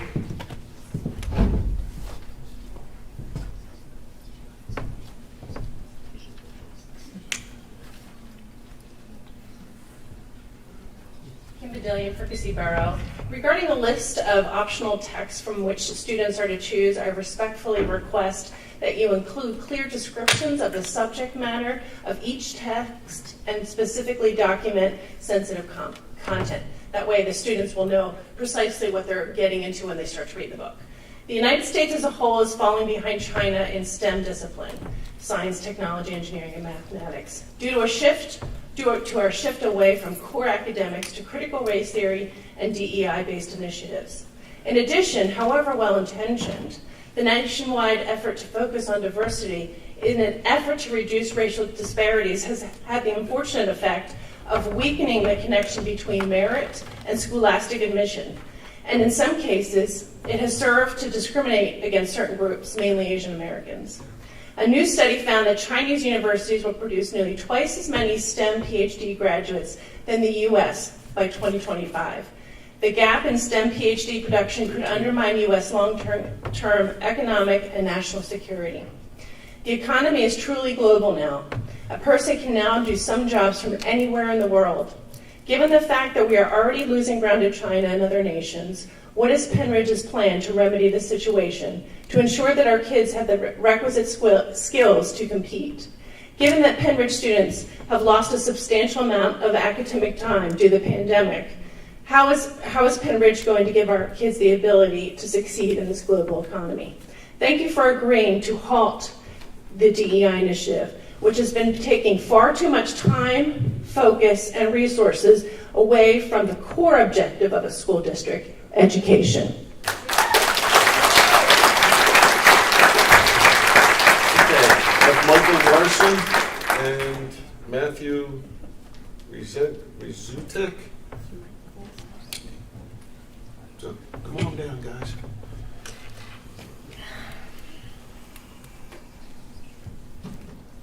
Keep it brief. Okay. I think I might be the only person who doesn't have prepared remarks. No, I actually came to see you. My name is Michael Larson, resident of Hilltown Township. Father of 4, I have 2 students in Penridge currently at Central Middle this year. But I wanted to come first and thank everybody for the mask optional policy going into the new school year. I know I'm a new face here. I think you probably see a lot of the same faces that have been coming up. I get that impression as this is the first meeting I've attended. But I wanted to stop by and say that because I think you need to hear from other people within the community from time to time. And we're fairly new to Penridge, moving here in 2019, and it's been really difficult for my kids, right, getting into the community, getting to meet other kids, right, during this pandemic, right, and we were so happy that Penridge had decided to go live to school last year. My kids were there live, but they still suffered from the fact that they couldn't see other kids, and my youngest had a really hard time really getting to know anybody, making any friends, and she's a wonderful kid, right, and she wants to make friends, but the separation of kids and the masks and everything really created a psychological impediment to that, and it really hurt her, right? So we spent the summer trying to build her back up, and we were so excited when the announcement came that they were going to be mask optional, and she was going to be going into middle school and have the opportunity to meet other kids and really grow in the community like she had when we moved from down south. So I just wanted to thank everybody again for that, and I hope you keep it, right? I understand people's fears around safety, right? But the data is there to show that masks are minimally effective, particularly for healthy people to wear, right? It's one thing, you shouldn't be sending your kids to school sick anyway, right? So put them in a mask and get sick, but if they're healthy, let them be free. Let them meet other kids, because I think the psychological damage is harder than anything for them to deal with, right? I do think that the data needs to be looked at in whole, right? To say that the suicide rates, the drug use are all over the top in the last year. Thank you, Mr. And I really Russell. hope that you stick with it. So thank you.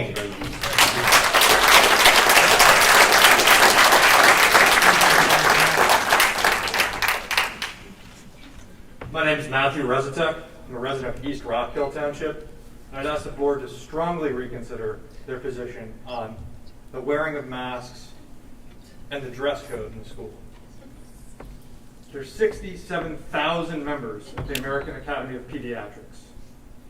They recommend for school children under the age of 12, vaccinated and unvaccinated staff alike, to all wear masks. These are the same people that make pediatricians. That's who certifies pediatricians to keep your children safe.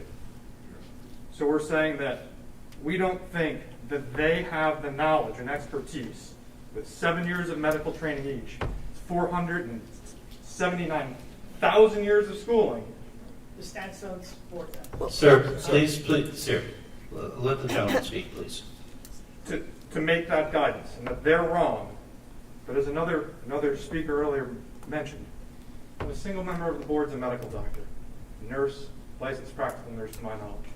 So for the safety of the students, my son included, as well as the teachers and faculty members, I'd ask you to strongly reconsider. Thank you.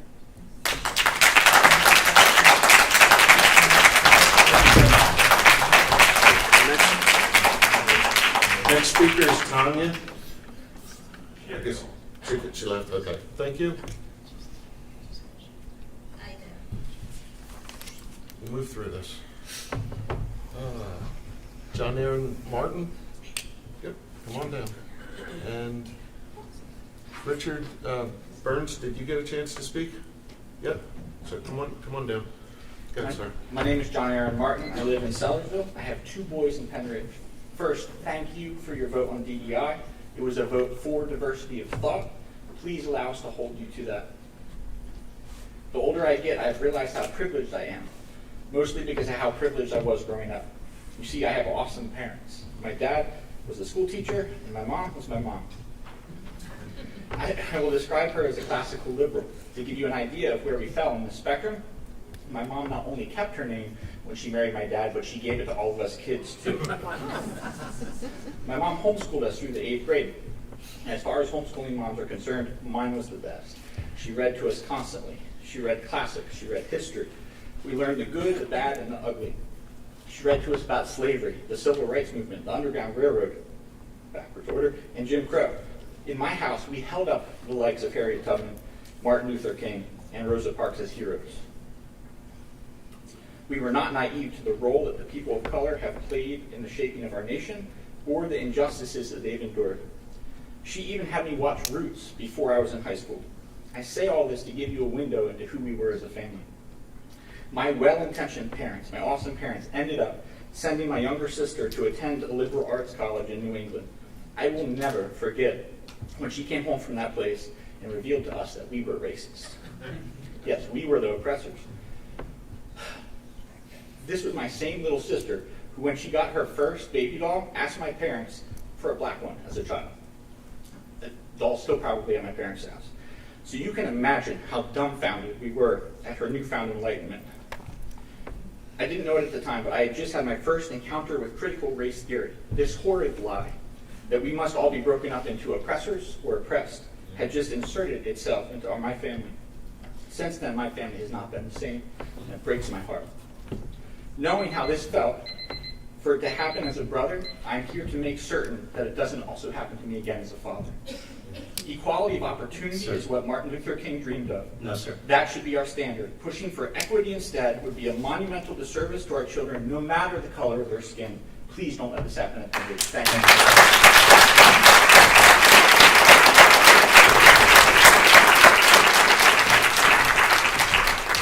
Sir, before you start, could I ask Debbie Wurst? Are you still here? Debbie? No? Okay. How about Judy Larson? Okay, come on down, please. All right. I'm sorry, sir. Please continue. Members of the board, thank you for the opportunity to speak. The topic of Sir, I need your name and address. Oh, I'm sorry. My name is Richard Burns. I'm from Sellersville, Hilltown. I'm a retired family physician. I was in practice for 42 plus years and took care of many families and kids that from the cradle, literally from birth on up into adolescence and adulthood, many of whom graduated from this school. It was heartening to see, to hear this gentleman remark about and vilify CRT, because I'm worried about the youth of the future. Having dealt with youth all my career, I'm really concerned that we're going to look at a 8-year-old kid and say, you're an oppressor, or look at another 8-year-old kid and say, you're a victim, you're oppressed. How would any of us feel if we were told that when we were 8 years old? CRT is a cancer. And I know we can't ask you questions, but I would love to know the board's position on CRT now, and I'd like to know what your position and your way of dealing with it in the future will be. Thank you.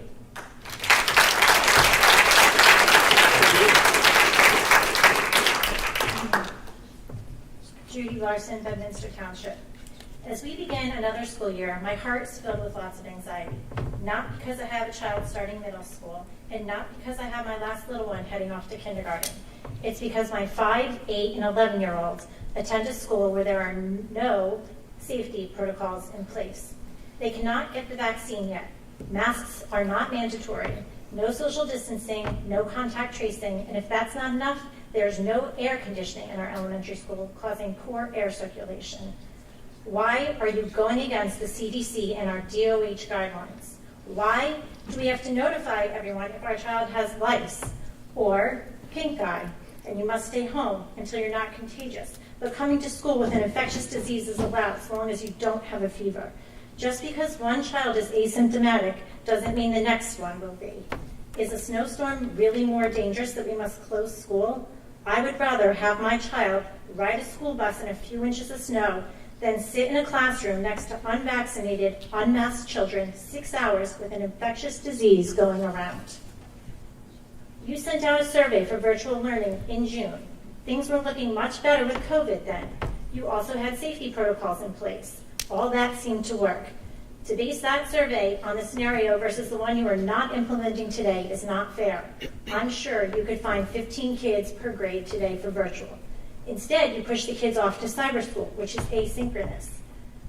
I've tried to get my kids in, however, I found out through Kara Gersh they'd be locked in until January, and I'm only trying to keep them safe until they can be vaccinated, since you have no protection in place. I've been in contact with charter schools that my kids could enter and exit at any given time.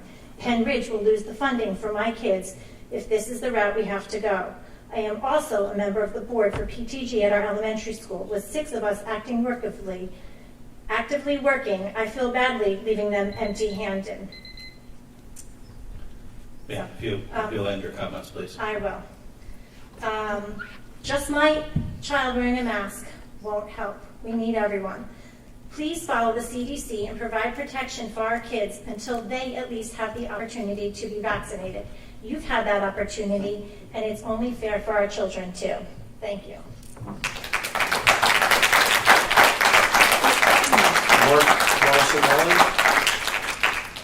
Mark? Mark? No Mark. Okay, how about Valerie Cicero? Do we have a Valerie? I think someone's coming. Come on down.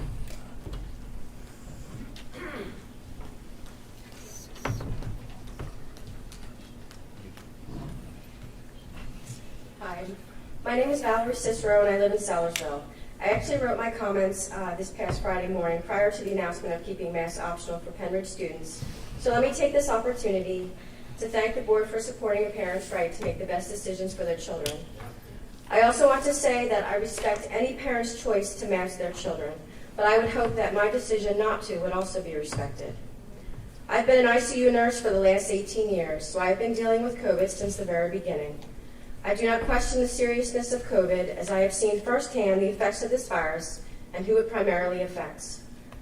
Fortunately for the last 18 months, it is evident that COVID does not affect children in the same way it does older adults and other vulnerable groups.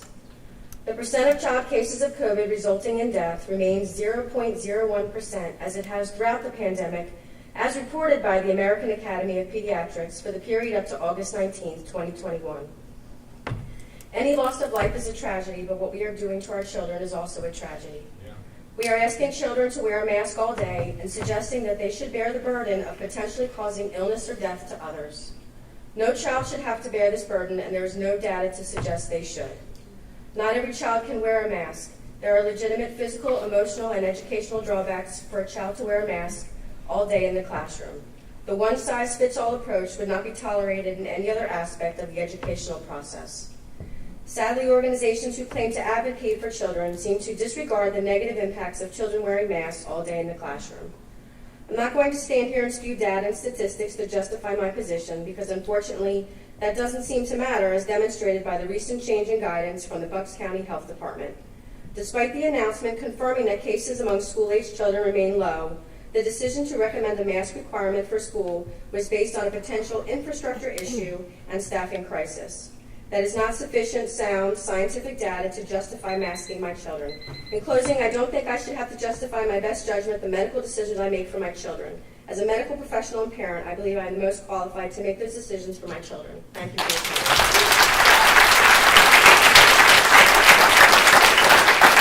John Edwards. John Edwards. Ah, there you are. Okay.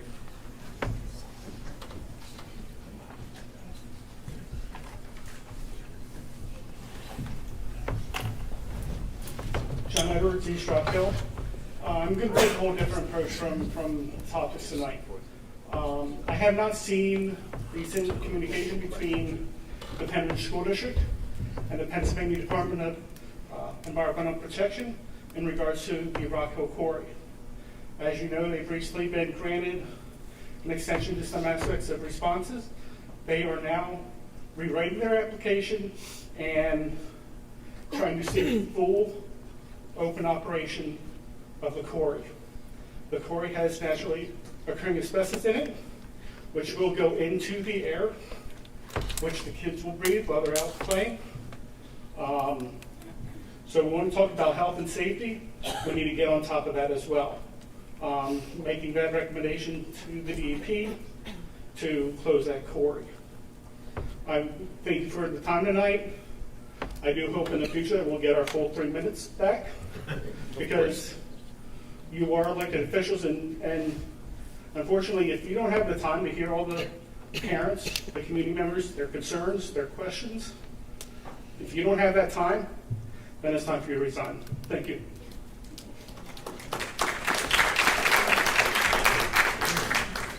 So, there's a name here, Harples. Is anybody, I'm sorry?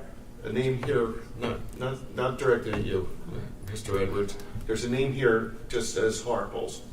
Anybody? No? Okay. Moving on. All right, so we have Nathan Gila.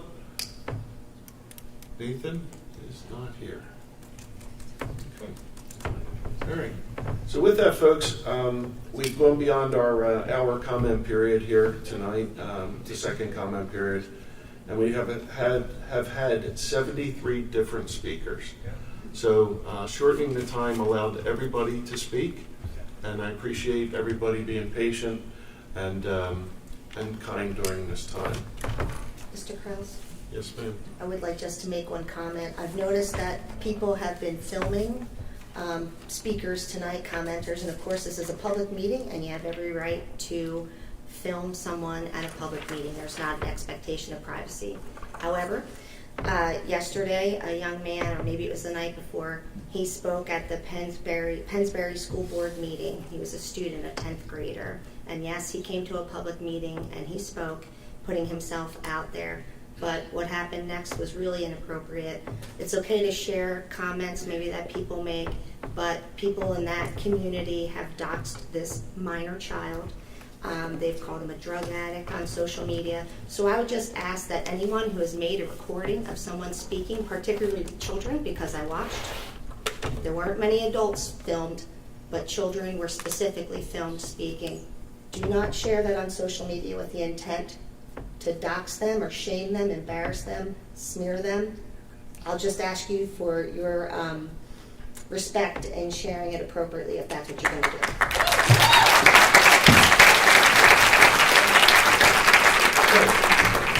Moving into announcements, an executive session was held on August 18th to discuss a safety matter. Our next school board meeting is scheduled for Monday, September 27th. With that, I'll take motions to adjourn. Second. Okay. All in favor? Aye. We're adjourned.